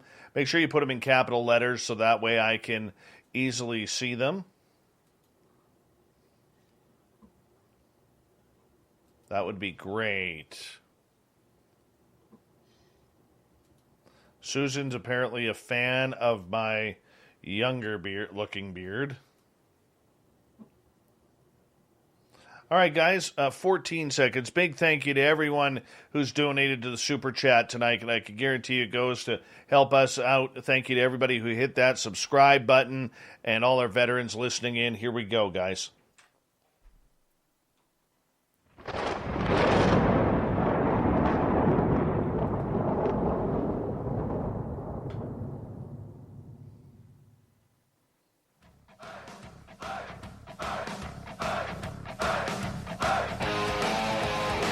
We pass the halfway point of Spaced Out Radio tonight. My name is Dave Scott. Thank you so much for tuning us in. Really appreciate earning your listening ears. Want to remind you that if you miss portions of this show or others, check out our free archives by going to youtube.com/Spaced Out Radio. Just do me the favor, hit that subscribe button. Our website is spacedoutradio.com, where we have a plethora of features for you, including rocking out to Bumblefoot and reading up on Captain Shirk's SOR Newswire. Follow us on Twitter at Spaced Out Radio and on Instagram at Spaced Out Radio Show. Butch Witkowski is back for Strange Days here on the mighty SOR. He comes at near the end of each month to talk about everything from Dogman to UFOs and every ghost in between. Butch, welcome back. Yes, sir. Yeah, good to have you. Let's see here. Moving on, let's get to some questions here. Jeff is asking, do you know anything about the sighting in Doylestown? Oh, there have been a number of those. Which particular one? I don't know. I've never heard of it. Fill me in. Well, there are a lot of UFO sightings in that area. Matter of fact, in that whole county. I wouldn't know which one he's talking about. Well, when you are there doing that, looking at this Doylestown, explain to us what goes on there. What's happening? Well, there was a flap of sightings back in 2009, I believe it was, and Doylestown, Philadelphia, that whole area was just there were like, I forget how many hundreds of reports, and I just don't know which one he's talking about, but there were several in the Doylestown area. There were several. There were some around the Philadelphia airport off I-95. There were some in South Philadelphia. Matter of fact, I think the very first ones came out of South Philadelphia, and then it just went crazy after that. I mean, they were just coming in by the hundreds. Ever figure out what it was? They sent MUFON sent a team down, and when it was all done and said, they kind of figured that, yeah, there might have been a couple sightings in different areas, but then until the news media got involved, everybody saw it. There were people in certain parts of Philadelphia that were saying they were seeing stuff at the Philadelphia airport, and there was absolutely no way they could do that. I mean, just no way. There was no line of sight for that. But yeah, there were a lot of sightings in that year, and then it just stopped. That was it. Done. Strange. Mm-hmm. Joe wants to know if you eat breakfast for dinner. Yeah, I've done that many times. You sicko. What's wrong with you? You're better than that. Gnome told me to do it. Oh, speaking of gnome, I got a gnome from one of our listeners. The Michael Leger made this for me. Cool. Yeah. Incredible. With a microphone, the red hat, The SOR logo right there. It's beautiful. Absolutely beautiful. I love it. Absolutely love it. He gets to sit beside my Carl candles. All right, let's get to another one here. Let's see here. Justin. Oh, my chat room just jumped here. That's going to mess me up. Let's go to Greg here. Greg is asking, have you ever taken any reports or heard anything about Bigfoot fighting bears? No. I've never had any reports of Bigfoot fighting anything. Matter of fact, I don't think I've ever seen one. That would be a good brawl. Bear versus Sasquatch. Grizzlies are tough. I don't know who. I'm still putting my money on Sasquatch. Who wins between Dogman and Sasquatch? No idea. I would probably think the Squatch because the Squatch is much bigger, bulkier. Did you just say Dogman's much smaller, but now bipedal, that'd be a little different maybe. I can't believe you just said the S word. The what? Squatch. Oh, come on. Shame. Bigfoot. Thank you. All right. Bad, Butch. Bad. Jules is asking, have you ever heard any good Dogman vocalizations? There's quite a few of them out there. Yeah. Now, again, how do you prove what it is? It's recorded. They got it on recording. They can play it back. They can slow it down. They can do all kind of things with it. But the number of vocal reports that have been recorded, people have been trying to get the animal folks to tell us, what's that howling, what's that screaming, and nobody has an answer. So they, as all things, they just chalk it under unknown. But there's some of them that send a chill right up your spine. All right. Butch, do you think Sasquatch throws sticks for Dogman to fetch? Could you explain the wood knocking? Or could it explain the wood knocking? That's from Justin. These people are messed up, man. Not a fan of wood knocking, and I have no idea. I know that I carry tennis balls in my pack. So if I'm attacked, I'm throwing a tennis ball and yelling, "Sit," while I run. All right, let's get over to Aiden, who is asking, could it be possible that Dogman is a descendant of prehistoric dire wolves that evolved to walk and sooner than the saber-toothed tiger cats? I'd have to ponder that one for a while. No, the feline, the saber-toothed cat was built totally different. Hips, front end, chest. No, I don't think so. I don't think that those two would mesh. Daniel is asking, is there any underground community of mole people living beneath Pittsburgh?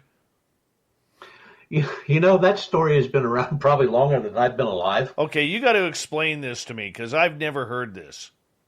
Well, as in all the old cities before they were built, a lot of stuff was put underground that we normally don't do today, where they would build like small underground railroads to take merchandise from one side of the city to the other, or to put stuff in storage and, all kind of stuff they were used for. And Chicago has quite a number of them. New York has hundreds of miles of them. Now they're all closed down, but they were just little trains. Like they were either pushed, but that's all they were used for. It was just a way to move material. The post office used them for a long, long time, where they would take mail from their main post office location and take it to different locations where it would be picked up by post office workers and taken back to their shop. But somewhere along the line, out in Pittsburgh, while these things were notably used pretty much every day, a worker who operated one of these trains said that he saw a mole on two legs, about 5 foot tall, running down along the tracks. And of course, he told this story in a bar. And from there, the story became legend that mole people live under Pittsburgh. And in California, under, I believe it's San Francisco, you have the reptilians. They all live down there. Whatever floats their boat. You know what I mean? Mole people. We get a little bit of everything. Little bit of everything here. Absolutely. You know, that's the first I've heard of it. All right. Trinitrodo I apologize. I totally butchered that. Is asking if those creatures, this is a dog man, if those creatures do exist, there has to be a certain number of them so the species can survive. Why do you think there are no remains, bones, etc.? Same thing with Sasquatch. In 50 years or 50 some years of research, no body was ever found. No bones or burial sites or anything like that, ever. No DNA, ever. So it depends on which side of the investigation group you fall under. Are they interdimensional? Are they for real? Do they bury their dead like we do? Do they, in some people have thrown this out there, do they eat their dead? So nobody knows because there's just no evidence. I mean, there's just no evidence. And that's what really makes it rough. Because there's so many stories, you know, when people run out of information on what they think could happen, then they get into crazy stuff. Like there was one that was out in New Mexico for a long time. It kind of faded away, but this guy was chasing a Bigfoot that had wings, and every time he'd get close, it would just fly off. Yeah, kind of like a butterfly. And he was swearing and declaring that he was chasing this thing, took shots at it. You know, he wounded it one time and it fell and it got back up and jumped and took off again. And so, I mean, there's, you know, when people run out of research, they start to make up their own research as it goes, and they'll come up with everything. I mean, I've heard stories already that just. Did I ever tell you the craziest one I heard about Ogopogo? Is that the reason why Ogopogo is never found is it has wings and flies from lake to lake in the Okanagan. Wow.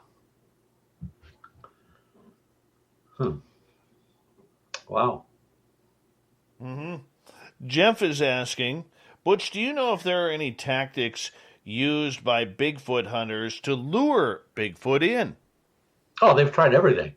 They've tried throwing food all over the mountain. They've tried bear traps. They've tried snares. They've tried traps that were used in Vietnam where they put some spikes in the ground, then you cover it up and you step on it, and then they kind of trap there. I mean, they've tried everything. They've tried using infrared on drones. They've tried on blimps. Snares of all kinds. Box traps where, you know, you step on something and you're caught in a box and it takes you up into the air and hangs you there for a while. Everything's been tried. Everything. What's the most successful? Rat traps. Oh, the last one I heard was somebody, well, I guess they arrested him eventually, but some idiot put rat trap shotguns on a trail right outside of a game state park. And that was in North Carolina, North or South Carolina, I'm not sure.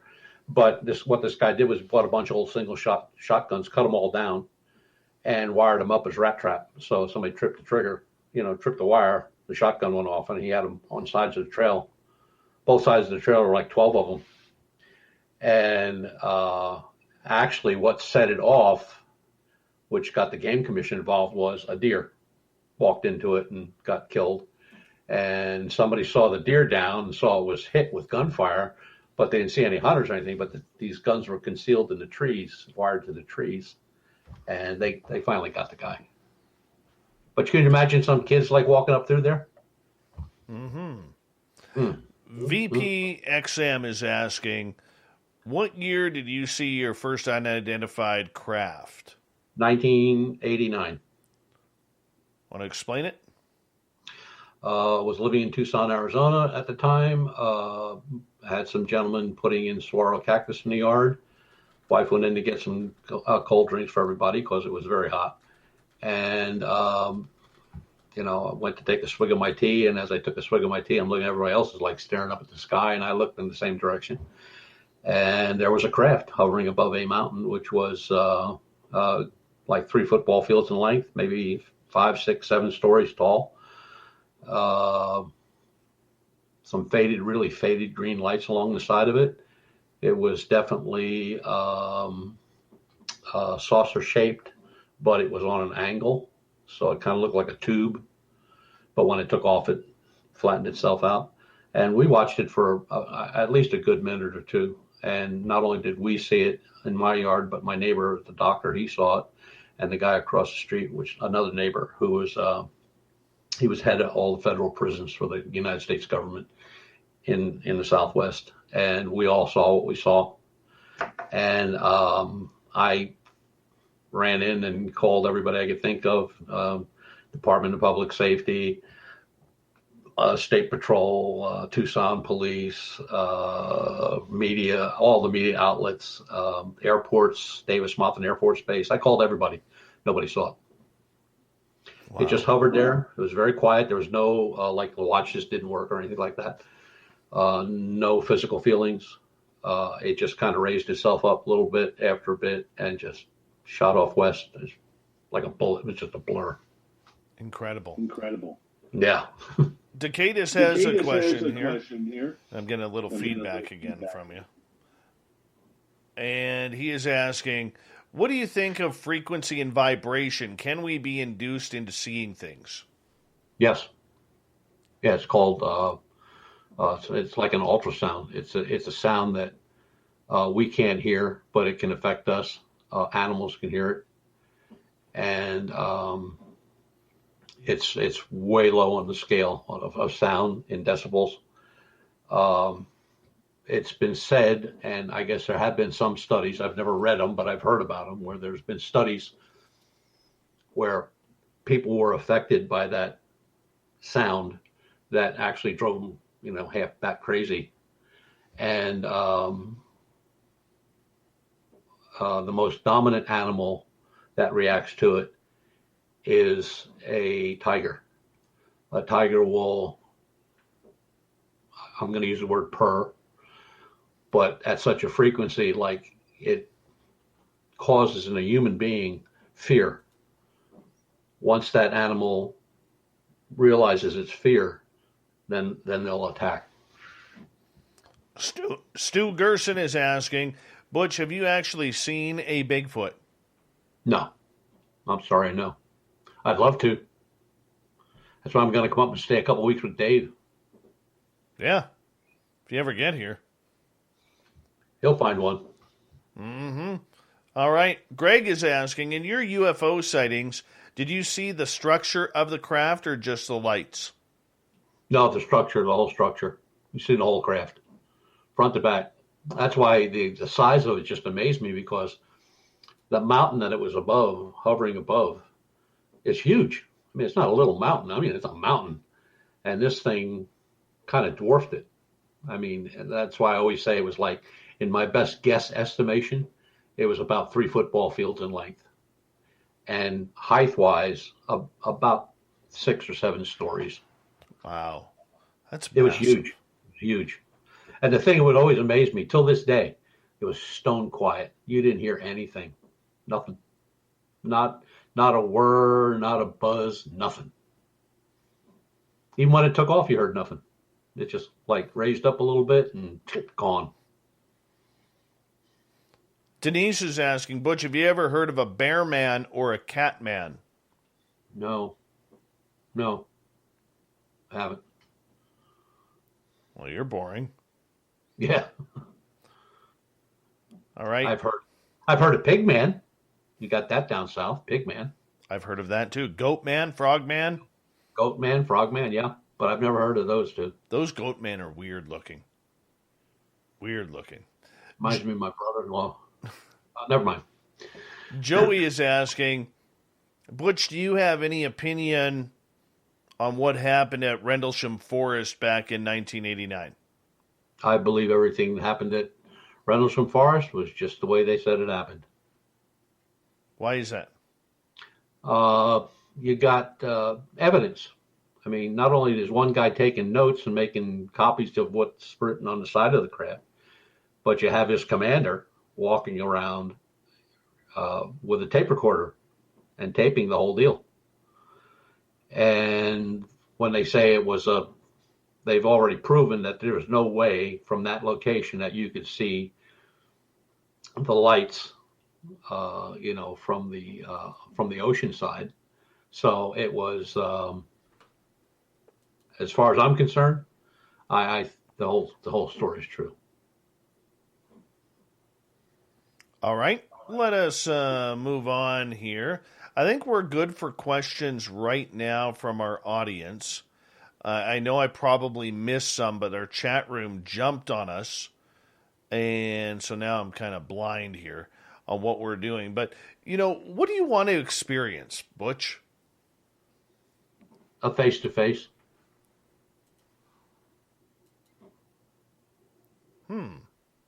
Oh, yeah. Nicole just popped up a question here. She is, and we'll get back to that in a second. She is asking, does lunar data, like the pink moon tonight, have anything to do with cryptid sightings, like Dogman? And that seems like we've looked at that a number of times. Full moon, wolf moon, pink moon, hot moon, super moon. And on the East Coast, there doesn't seem to be a lot of reports that come in like that.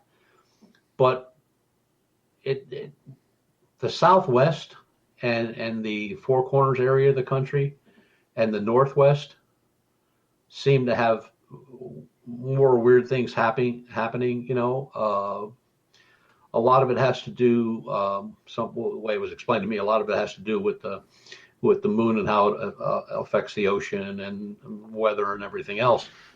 But in this area, no, we've just not really had that.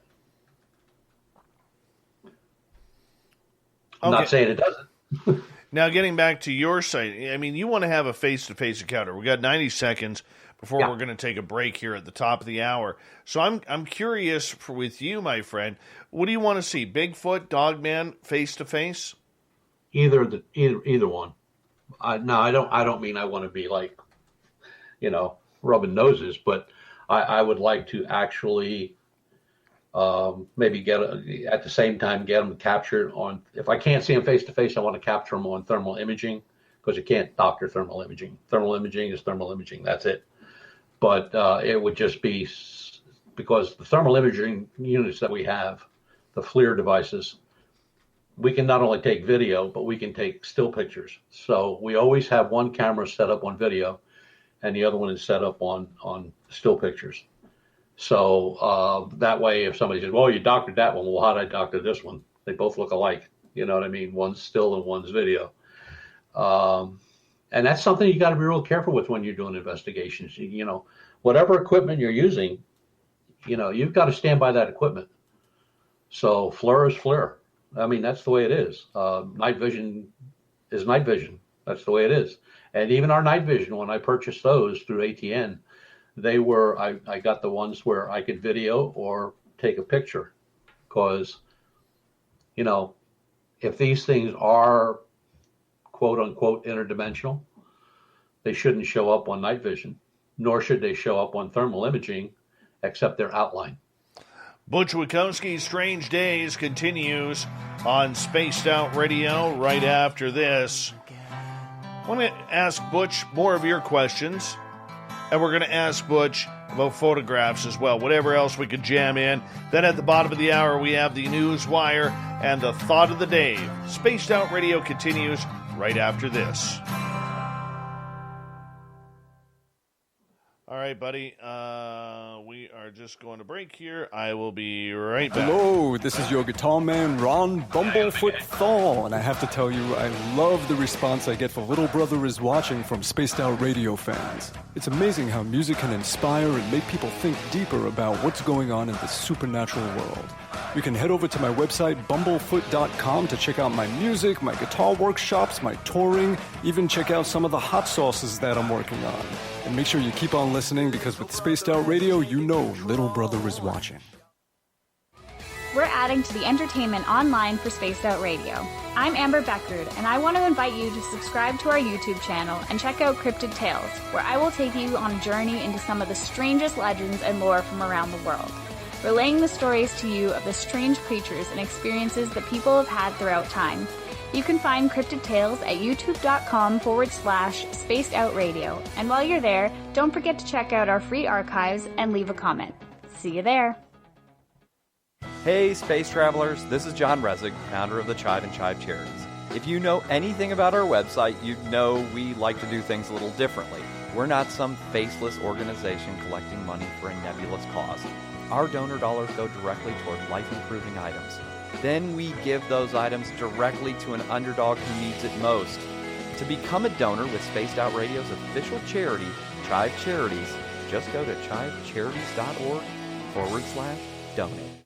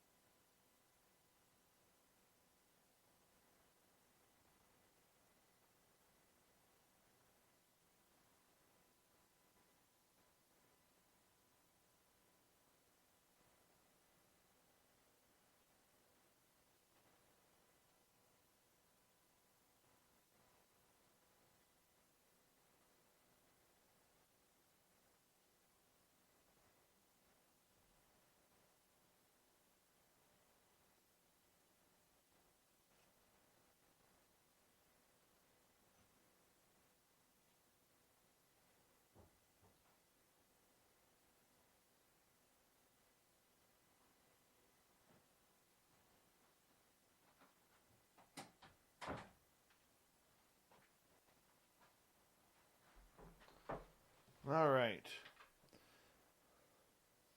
Let's see. Where is that comment here? I had to take that down. Andrew, thank you so much for that super chat, man. Really appreciate that. Thank you. And,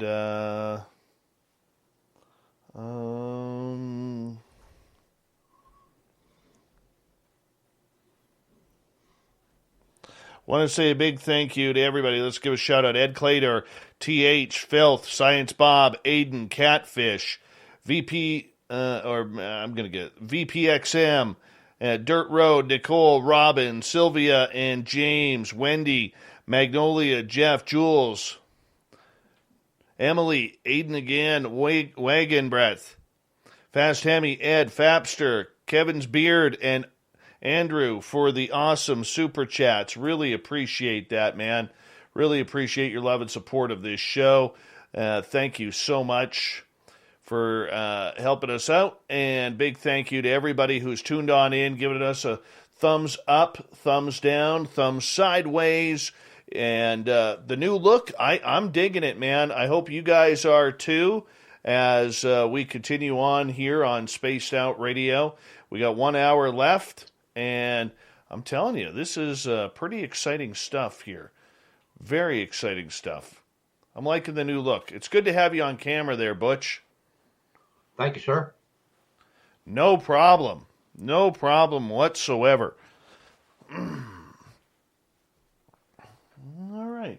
All right. Thank you so much for that super chat, man. Really appreciate that, Rye. Thank you. All right. Got more questions coming from the audience.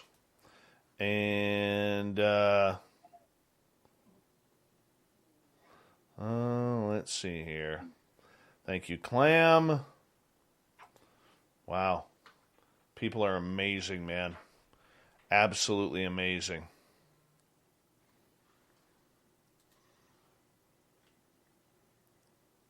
I don't know what the Twitch link or Addy is yet, because I just started it tonight, but I'll find out more about it tomorrow or the next day.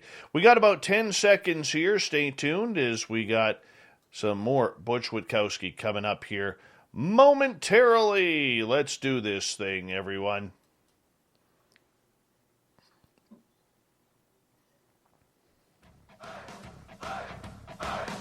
Would you like to connect with us? Head to spacedoutradio.com for all your latest show info.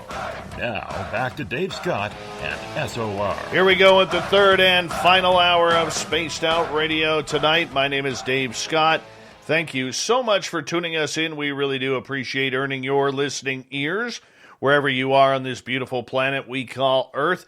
Thank you to everyone tuned on in on our terrestrial affiliates around North America, digitally on TalkStream Live, Revolution Radio, and KPNL. All of our archives are free by going to youtube.com/Spaced Out Radio. Just do old Davey the favor, hit that subscribe button. The Desert Clam has set the password for tonight in the SOR Space Travelers Club. Idioglossia. Idioglossia is your password. Use it wisely, Space Travelers, as the Clam sets a password each and every night right here on Spaced Out Radio. Our website is spacedoutradio.com, where we have a plethora of features for you, including rocking out to Bumblefoot and reading up on Captain Shirk's SOR Newswire. Follow us on Twitter at Spaced Out Radio and on Instagram at Spaced Out Radio Show. We continue on tonight with Butch Witkowski and Strange Days. Butch joins us near the end of each month where we get to the weird, the strange, the wacky, and I'll tell you, we get to some amazing questions from our audience as well. Butch, we're going to start right off with Kiki here, and we're going to ask, do you believe, Butch, the story of valiant Thor who came from Venus worked together with the government? No. I've read those books and I've met the author, and I guess he lost me when he said that he hooked up with a Venusian and moved to Venus for a while. Oh, come on. Valiant Thor. It's such a romantic story, man. Yeah.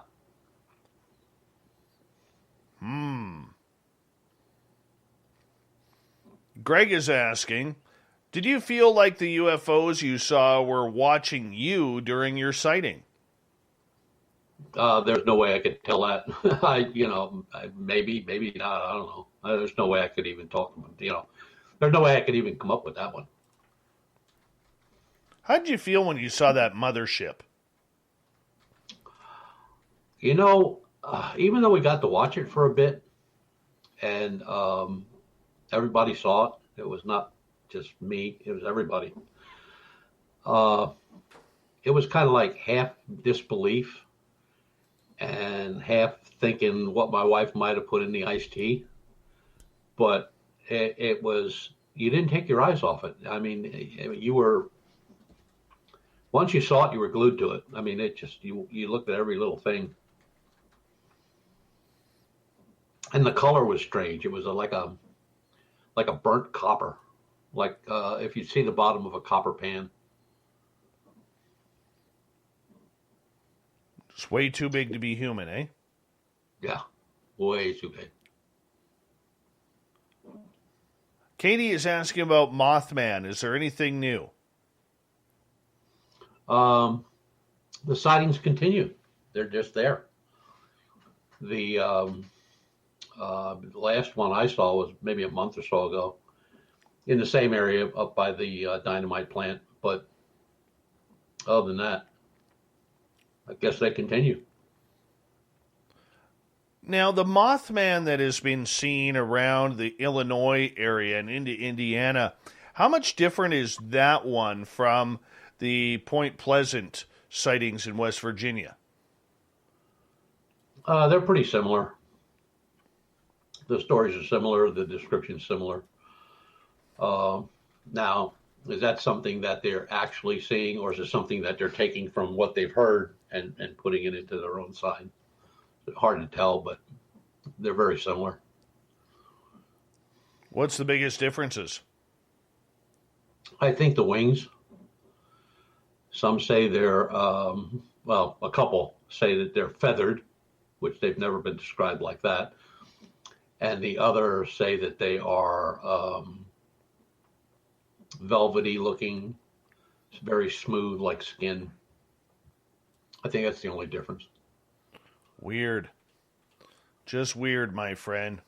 Brian is asking, do you believe that Werner von Braun was referring to aliens when he said, regarding the moon landing, we had help, and pointed towards the sky with a wink? No, I don't think he was kidding. There was just too much accomplished in too short of a time for them not to have any help. You know, it was what it was. I mean, they went from the V1 to the V2 to the American bomber, which would have worked had they built it. Emily is asking, Butch, can you finish the story about what you were going to say regarding Robert Bigelow calling you up? Oh, well, we had received this photograph of a triangle. I told you all about that. We debunked it, and we found out what it was. It was actually a Cessna 172. I mean, we could make out the landing gear. I could read the tail number, the whole 9 yards. And evidently the person that had filed it with us also filed it with Bob Bigelow. And I got this call on a Saturday morning. The guy introduced himself as Bob Bigelow, and I thought to myself, yeah, right, what are you selling? And it turned out that he turned me over to one of his investigators who introduced himself, went all through the report, and he said, I understand that you did it also. Have you filed your final report with MUFON? And I says, no, as a matter of fact, I was going to do that this afternoon, but I said, what would you like to know? And he said, what did you find out? And I told him what we did and how we did it and what it turned out to be.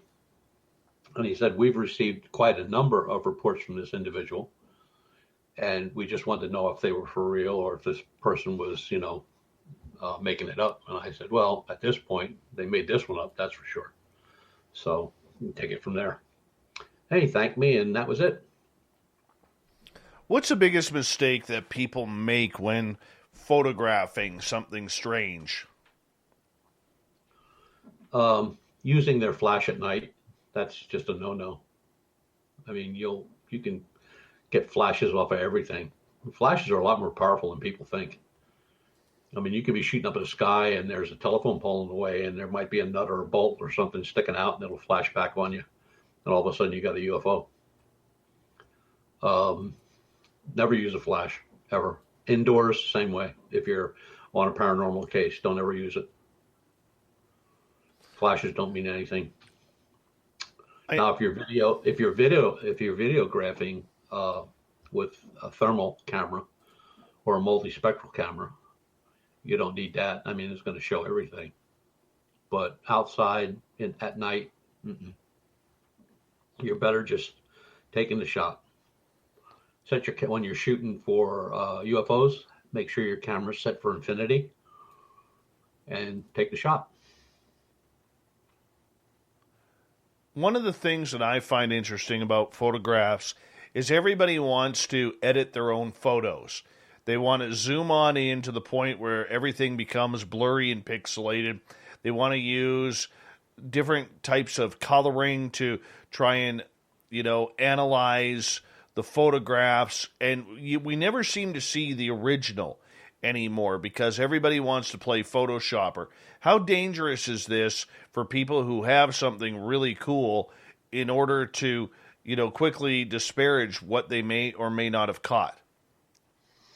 Well, with Photoshop, you can take a photograph of the street you live on, no problem, and take it back, put it in Photoshop, and you can take a saucer from any picture on the internet you want and superimpose it into your picture, and it'll look good. It will look good. But when you start to take it apart and you start to pixelize it and expand it and make it bigger and, maybe blow it up 300, 400, 500%, when you see the pixels start to separate around that saucer, it wasn't there. Because if that was the case, if it was there, all the pixels on the house or the road would be different from the craft because they were not put in at the same time. It wasn't a photograph at the same time. So you took a photograph and you added a photograph, and it shows it very clearly. I mean, it's really easy to see, very easy. So for you as an investigator, you just want to see the original. You don't want to see anything that's been doctored or photoshopped. No, I want to see a clean picture. And the importance is why? The pixelization and what happens when you blow it up. Because you got to remember, most people take a picture, it's just a tiny little speck, on the screen. And then when you start blowing it up, then you see the wings and you see the tail section. It's an airplane. But that's what a lot of people don't do, because if you wanted to doctor that airplane, you would have to change the pixelation around the airplane. And to my knowledge, there's no way of doing that without it being seen. You know what I mean? It's not something you can hide.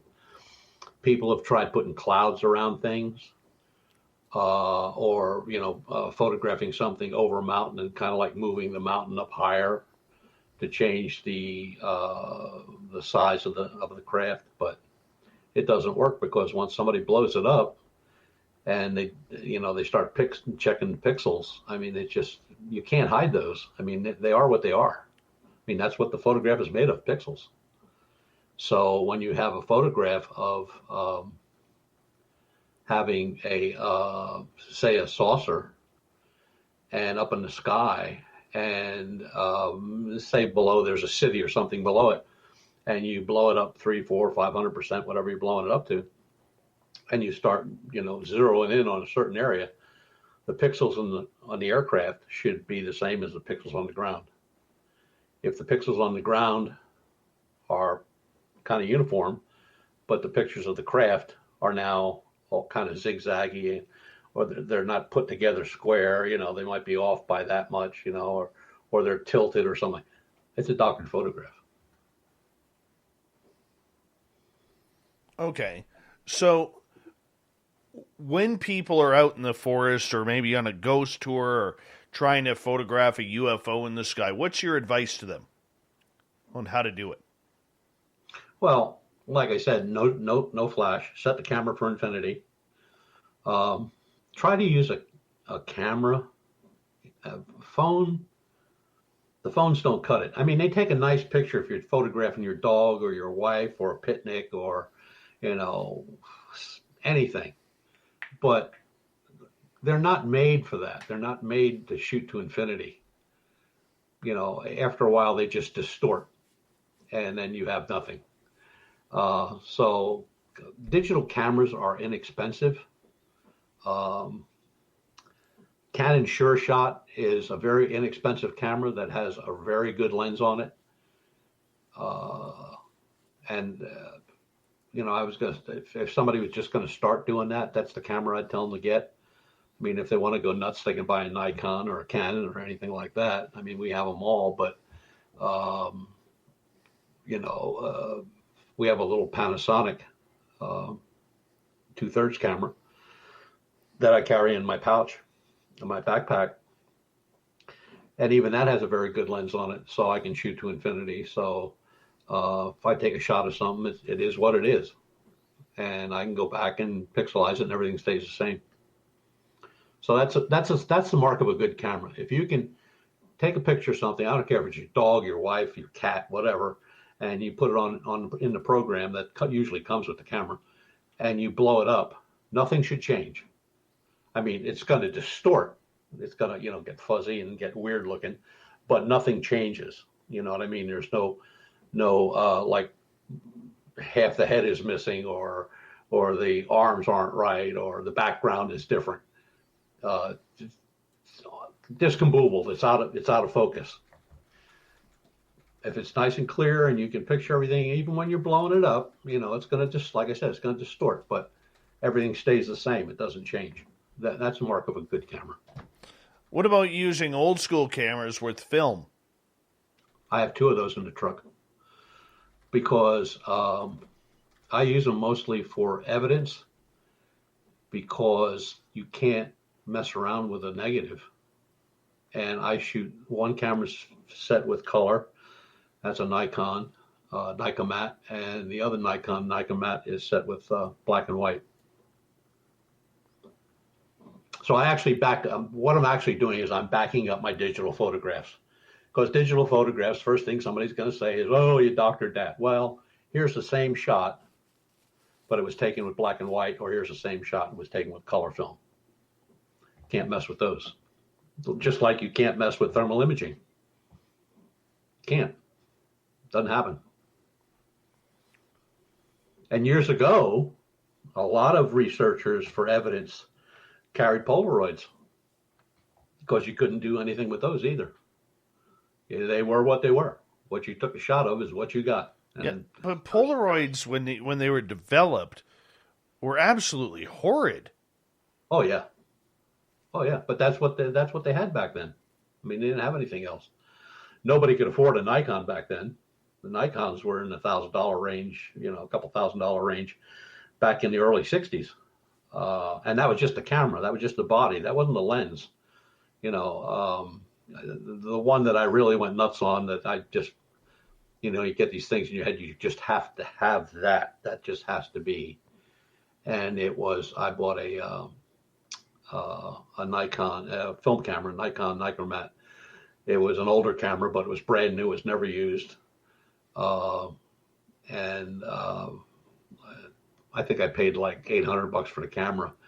And then when I bought the lens that I wanted, the lens was like $3,000, but it takes a hell of a picture. No kidding. I got a question from Jeff coming in. He is asking, Butch, have you heard any reports about Bigfoot making vocal sounds or responding to vocal calls from Bigfoot hunters? Yes. Yeah. Yeah, there's quite a number of those on the internet. You can go on YouTube and pull them right up, where guys have gone out and taken vocalizations from, I'm going to say, British Columbia, or vocalizations from Washington State or Oregon, and then played them back east, in the mountains of the back east, or Michigan area or something like that, and they get a response. And that's really weird. So that's telling me that whatever's living out there is understood by something living out here. So what does that mean? Is it a standard that is set in them that they can recognize another Bigfoot from another area? Possible. Well, you only have to look at the Sierra sounds from Ronald Moorhead. Oh, yeah. And I still think that's the most impressive piece of audio that we have out there. And if people want to check it on out, just Google Ronald Moorhead Sierra Sounds on YouTube, and it'll come right up, and it's impressive. It is very, very impressive in regards to that. So I find that very intriguing, for sure. You know, we only got about 4.5 minutes left tonight. Another show that has flown on by. You know, we always talk about what people should do or how they can get a little bit better if they want to do some amateur sleuthing around the forest or in the sky above. What should they do when they get their evidence, Butch? Well, if they have somebody that is in the area that will do it for them, like they have a lab that'll, basically help them out. Usually colleges will do it for free. If they have a problem with film or evidence, hair, dirt, scat, urine, or some stain or something like that, and they can't find anybody, they can send it to us. We'll take care of it. We'll get it sent to a lab, and the lab that works with us is a college lab, and they don't charge me a dime. But that's the best. If they can get somebody in the area to do it, that's great. If they can't, send it to us. We'll take care of it, and we'll send it back with results. Mm-hmm. And for you, Butch, what do you look to see as we start to really dig into spring here? The weather's warming up. All right, people are spending more outside. You're going to be on the road a little bit here. What's your plans? We're going to hit the road soon, very soon. Everything's been packed into the trucks, so they're ready to roll. Everything's charged up, ready to rock. So, like I said, I was going to some caving area up north, but now with these reports that I just got, I want to work on those first, and then I'll head up north. But, the area I'm talking about, from where I live now to that area, to me is like 20 minutes, 25 minutes. The area up north is like 4 hours. Wow. I mean, for people who don't know your team, who do you have on your team? Right now, the Go team is 2 police officers, 1 longtime Squatch Bigfoot researcher, and then I have a couple standbys. One guy works for the state as a game warden, and the other gentleman is a lawyer. Who knew? A lawyer? What? Just in case you get attacked, he's gonna throw some. Sue somebody. Oh yeah, I'm gonna sue somebody. Somebody's gonna pay. Hey, somebody always has to pay, my friend. What are you going to do with your website now that it's been down by hackers? I'm going to start a new one. We started working on that already. So we'll see where it goes from there. I don't know if it'll be as extensive as the last one, but right now everything is on the blog. So if anybody wants to read the stuff that's on the blog, it's just, you go to my Facebook page, you can see a link to the blog. Just go under Butch Witkowski, there's a link there. UFO Research Center of Pennsylvania blog.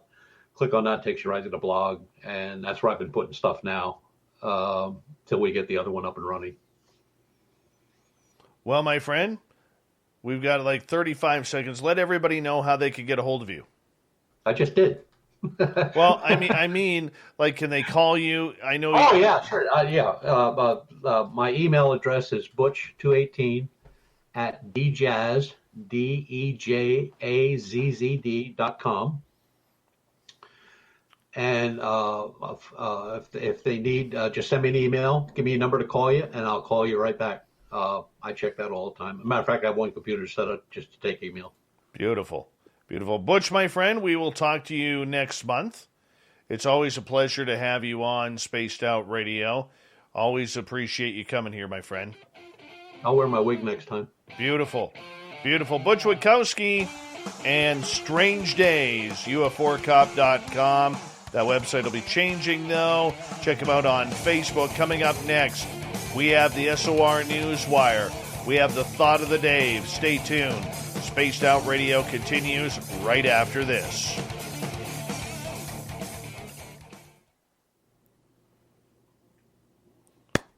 Good job, Butch. Good job. Thanks, sir. Yeah, I like this format. It's pretty cool. Yeah, dude. This is a lot of fun. A lot of fun. I had a blast with you, man. Thank you. You're welcome.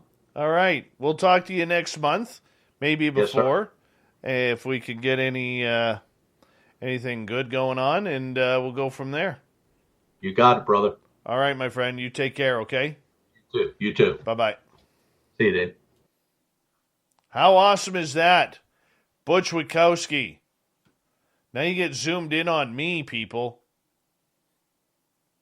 There's a little blurry in the background there. Maybe that's my glasses. I don't know. Maybe I should clean them. Should I clean the camera? I don't know. All right. It's good stuff, that darn Butch Witkowski. He wasn't as fired up tonight as I thought he would be. But that's okay. I tried.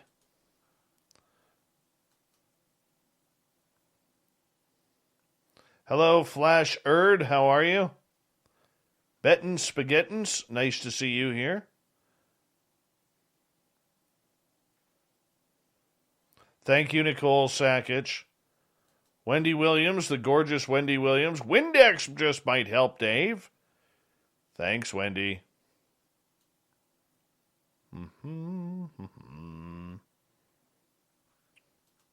The Michael Leger, whose gnome is right there. Hold on. Trying to get it here. Right there. Good night, gorgeous Kira. You're right, Brad. You're totally right. You got a nice solid goatee there, Brad. Very nice solid goatee there.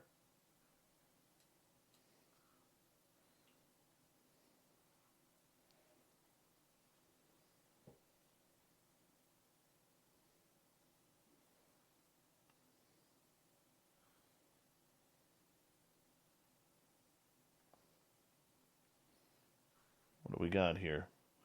Few minutes.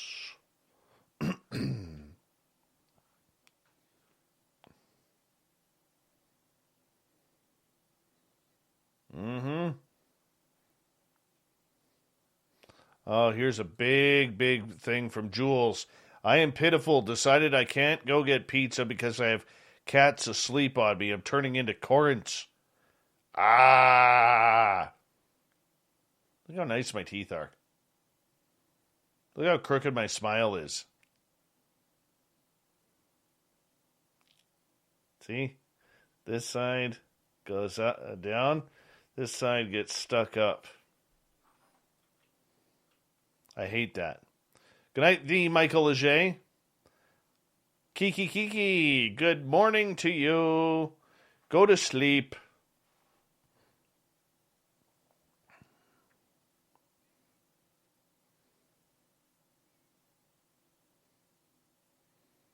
I don't have Wookiee eyebrows.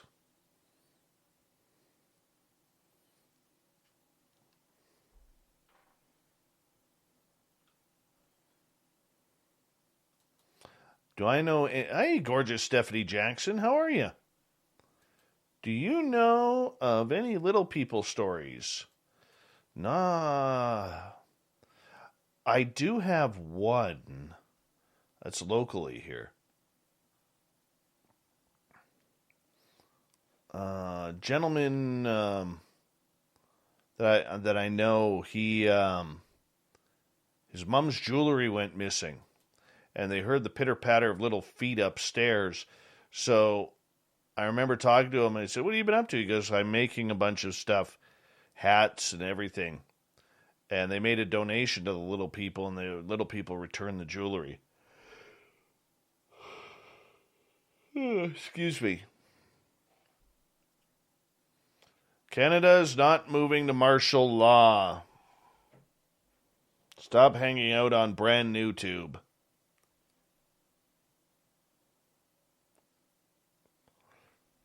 Thanks, Betty Spaghetti. I'll touch it for you.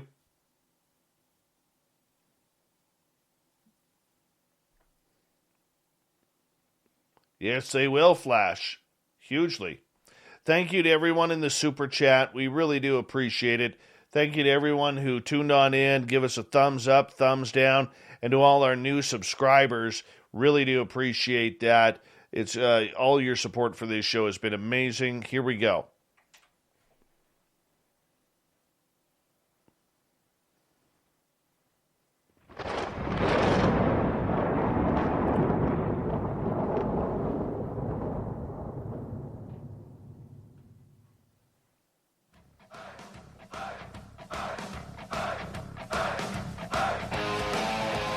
We've rounded third. We're heading for home tonight on Spaced Out Radio. My name is Dave Scott. Thank you so much for tuning us in. Really do appreciate earning your listening ears. Want to remind you that if you miss most of this show or others, check out our free archives by going to youtube.com/Spaced Out Radio. Just do old Davey the favor. Hit that subscribe button. Our website is spacedoutradio.com, where we have a plethora of features for you, including rocking out to Bumblefoot and reading up on Captain Shirk's SOR Newswire. Follow us on Twitter at Spaced Out Radio and on Instagram at Spaced Out Radio Show. Speaking of the news,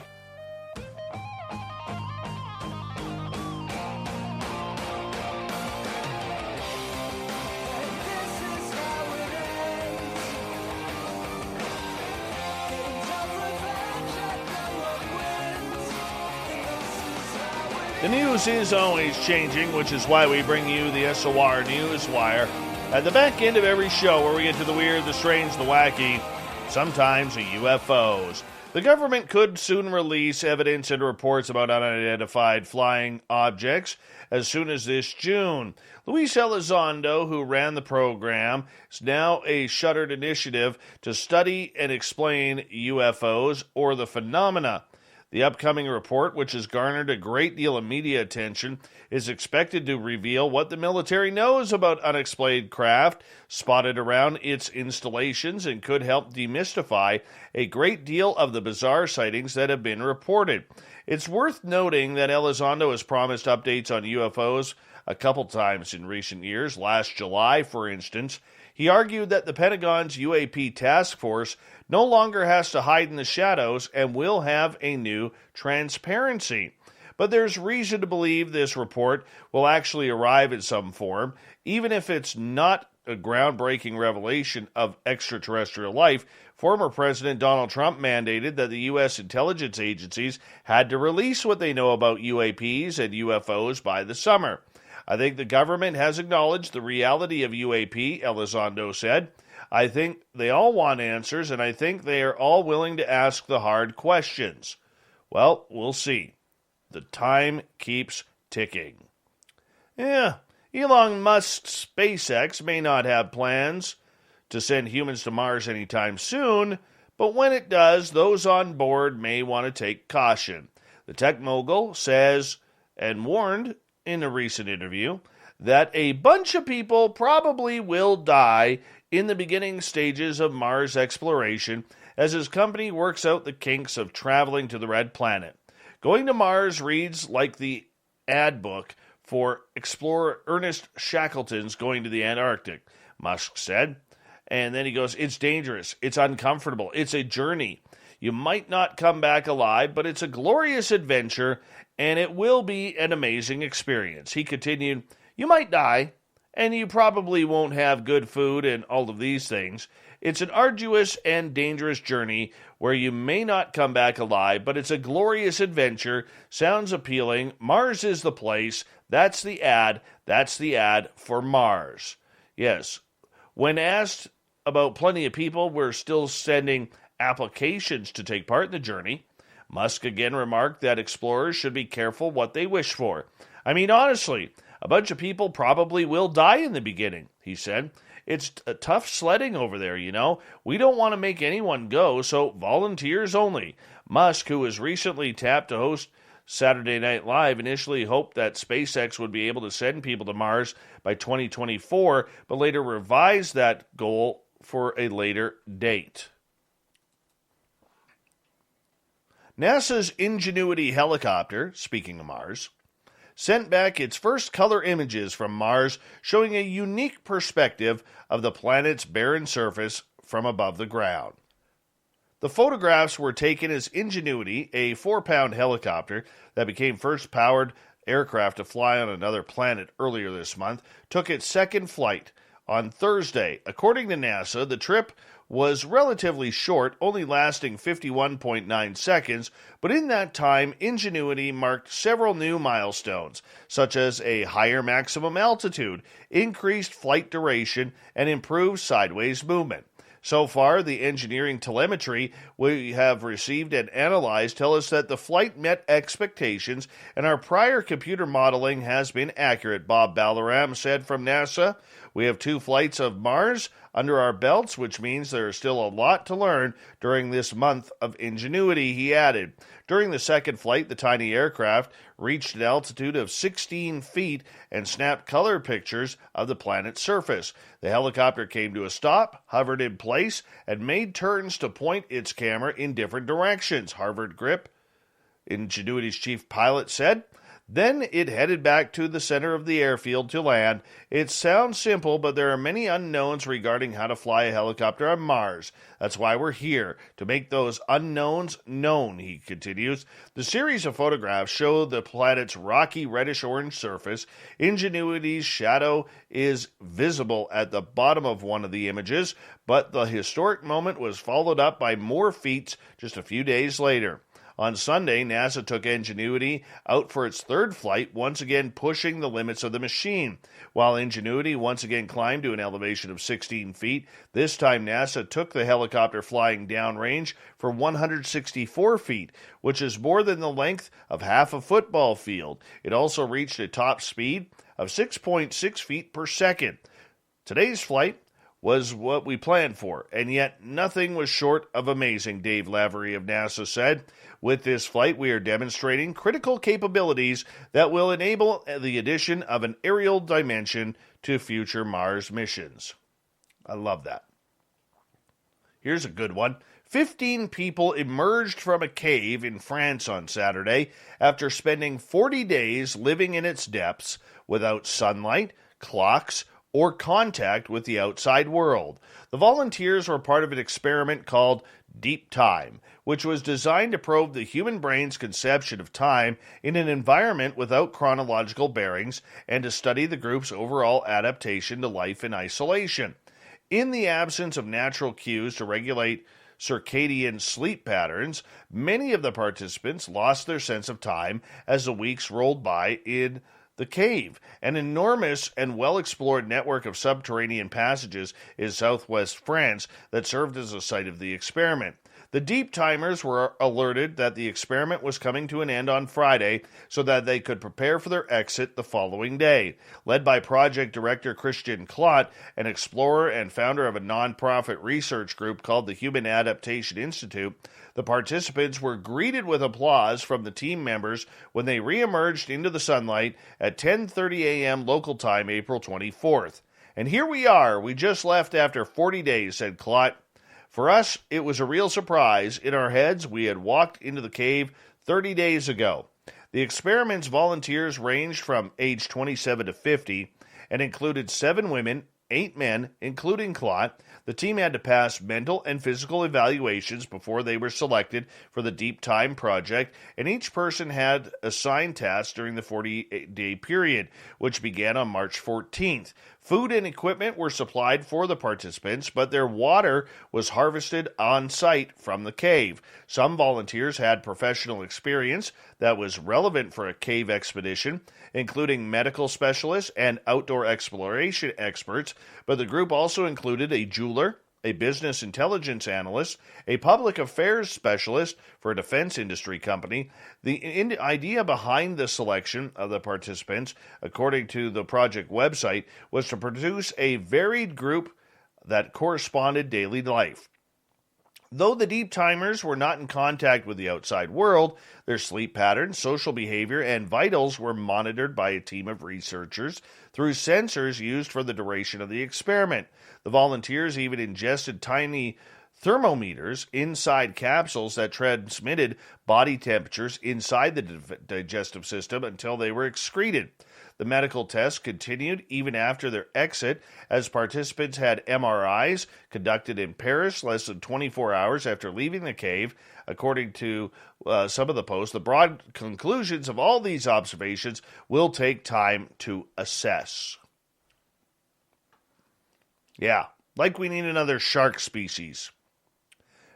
When paleontologists from New Mexico uncovered the fossil of a 6.7-foot long shark in 2013, they called it Godzilla. The nickname fit the prehistoric beast's unusual features, including 12 rows of short, squat teeth and 2 long reptilian spines on its back.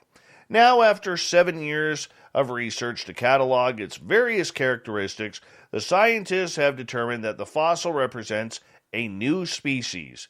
Its official name is Dracopristis hoffmannarum. Dracopristis hoffmannarum, the museum announced in a statement. The first part of the name means dragon shark in Latin, and the latter, hoffmannarum, is a tribute to the Hoffman family that owns the quarry where the fossil was discovered. It's the biggest shark that's ever been found in New Mexico for the geologic time, said Spencer Lucas, the curator of paleontology at the museum, to Rick Nathanson at the Albuquerque Journal, and certainly the most important fossil that's ever been found in New Mexico.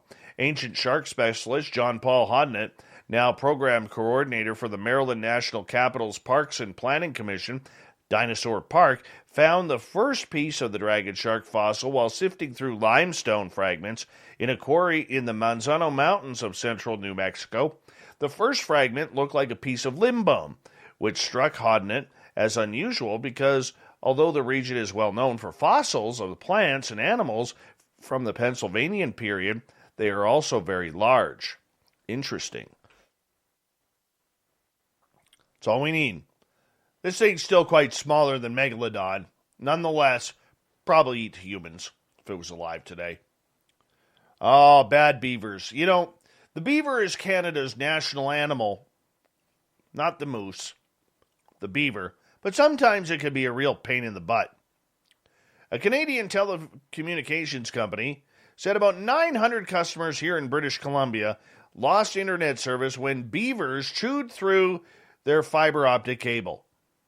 Now, TELUS said customers in Tumbler Ridge, way north of where we are here, lost service at 4 a.m. Saturday morning, and repair crews discovered beavers had chewed through an important fiber cable at multiple points.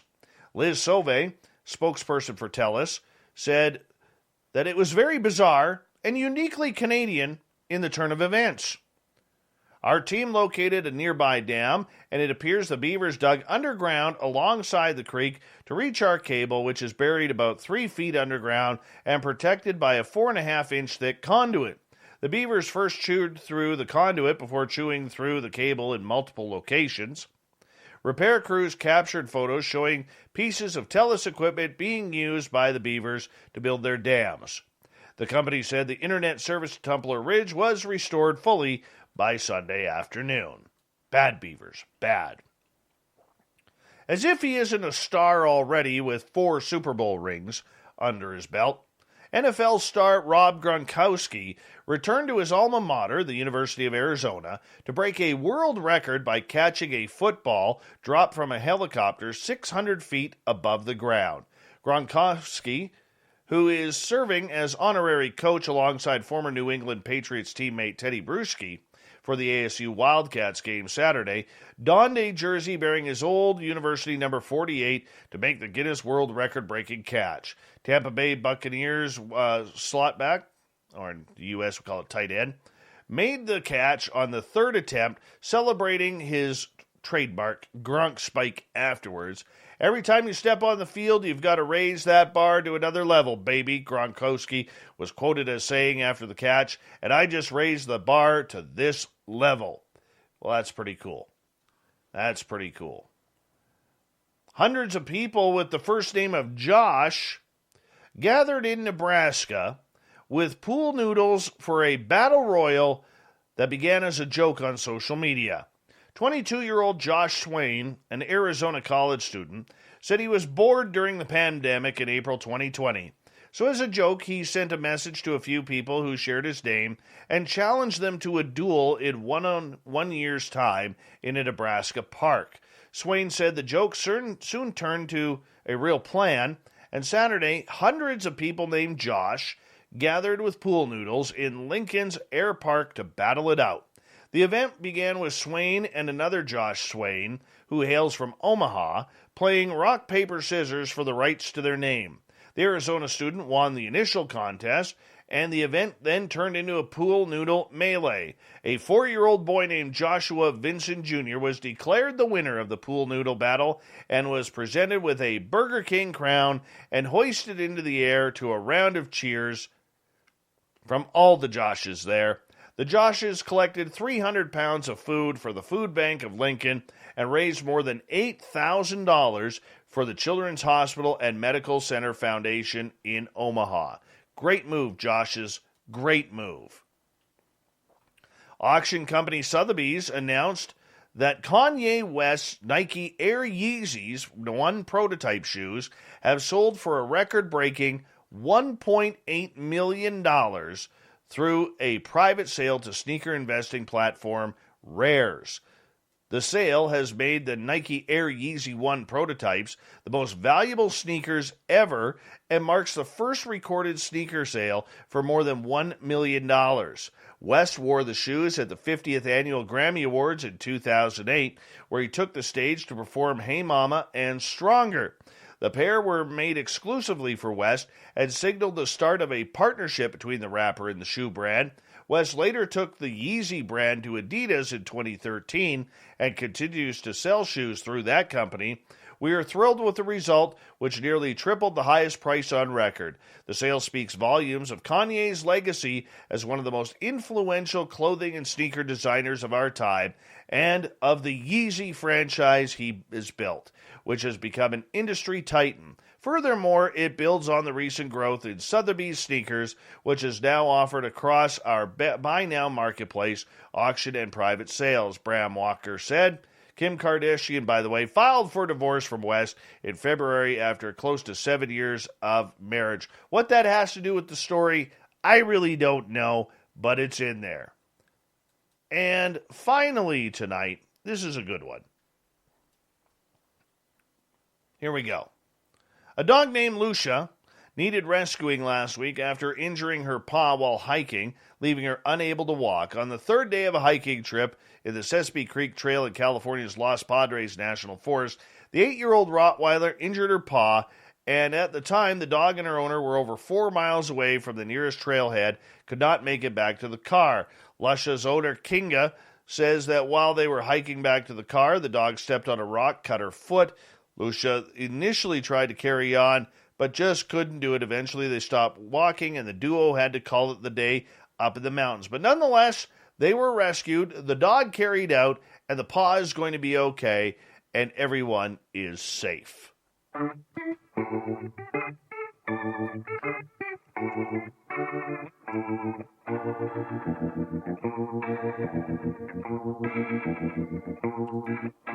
Thought of the Dave happens every night at this time, where we ask a question on our Facebook and Twitter pages, then read your responses on the air, because we love the audience participation around here. Today's Thought of the Dave is as follows. Who wins in a brawl between Dogman and Bigfoot? 13 ballads. Dogman took his training from the cryptid known as Basilisk. Basilisk can't even use his brute strength in the fight, so he learned tricks such as judo and karate. So if Dogman remembers his lessons, he could beat the big hairy brute he encounters in the alley.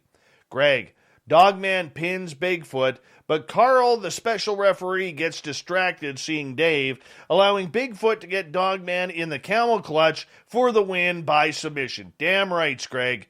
Damn rights. Eric, Bigfoot by 20. Joey, I think Dogman would have the speed and better damage than Bigfoot. Anthony, open the top of the cage or hell in a cell. Absolutely, Anthony.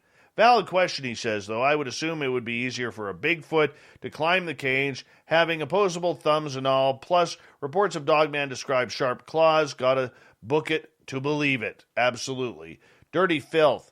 It's a tough fight. Dogman is quick and accurate with his attacks, but eventually Sasquatch takes the win by snapping Dogman in half over his knee. Oh yeah, the old backbreaker didn't go well. Nick, Sasquatch would definitely chokeslam Dogman. I'd be quick over it, but it was Sasquatch and a bipedal. It would be totally different. Story dragged out with a real ruckus, and what really is with a bipedal, clawing and biting, causing Sasquatch to retreat from the ring. No way Sasquatch gives up like that. Edie, Bigfoot, large, powerful, opposable thumbs. Dogman, not so large, stealth, not intelligent, but crazy, unpredictable. It would be a fight for sure. However, I feel Bigfoot would win in the end because of their intelligence, ability to think, and plan along with grip and strength. Gabe is pulling for Bigfoot. He is so strong he would beat the snot out of Dogman. Tom, I'd go with Bigfoot, size and powerful grip. There was a case in Texas where a huge Dogman was found dead. The opinion was Bigfoot did it. Catherine, neither. They'd be too embarrassed at first not noticing each other while peeing next to each other in the forest. Kevin, Colonel Steve Austin would win. Marty, there is no brawl as they both understand the concept of oneness. Jimmy, I'm going grilled cheese sandwich. Oh wait, wrong movie. Captain Shirk gets the final word here. I believe Bigfoot hands down wins this. Dogman is all scary bark and no bite. Bigfoot can squish him like a bug and live to tell the tale. Oh, you know when Captain Shirk speaks, it is over. Mic drop. She, even though she's trying to find her glasses right now, the conversation is done. Thank you for everybody participating in the Thought of the Dave. We'll do it all again tomorrow on our Facebook and Twitter pages. Thank you so much to Captain Shirk for the SOR Newswire, and you can find that on our website. And of course, to Butch Witkowski and Strange Days, we'll talk to Butch at the end of next month. We got Mr. Ron Bumblefoot Thal rocking in the background with Little Brother is Watching. Bumblefoot is the official music of Spaced Out Radio, rocking us in and out of every single show. Get your horns up for the guitar god himself. Special thanks to everybody listening in at home, at work, in your cars, wherever you may be. Thanks to everyone in our chat rooms tonight on YouTube, LGAB, Revolution Radio, Spreaker, on Twitter at hashtag Spaced Out Radio, where Derek and the Snarkettes are singing right after.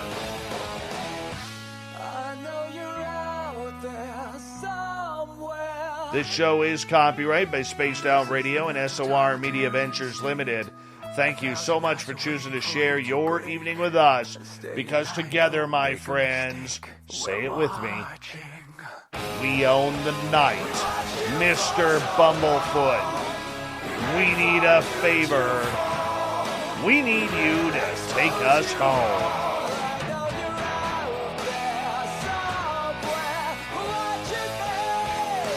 Yes, the Woo Train has docked for the night, but soon, my friends, we shall ride again.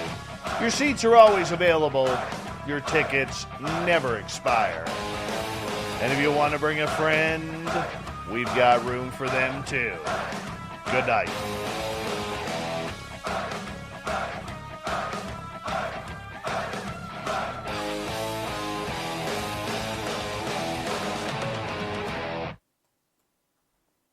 You went online to switch your car insurance to Progressive so you could save money. But then you saw a friend request from an old summer camp buddy. And now here you are, clicking through photos of his kickball team from 2011. Looks like they won the championship that year. Then he moved to Tulsa. Oh, a new tattoo. Yes, they said it was easy to save hundreds on car insurance with Progressive, but they forgot about the rest of the internet. Progressive Casualty Insurance Company and affiliates. National average savings by new customer surveyed who saved in 2019. When it's time to tackle projects on your property, come see us at SunSouth. We offer John Deere equipment ready to tackle any project that comes your way. From mowing and mulching to planting and picking, our team at SunSouth will help you find the equipment to meet your needs. And right now at SunSouth, get 0% financing on select John Deere equipment, plus receive additional bonus cash on qualifying trade-in equipment. Come see us at SunSouth. Equipment for those that do. Some restrictions apply. See dealer for details. Expired April 30th, 2021.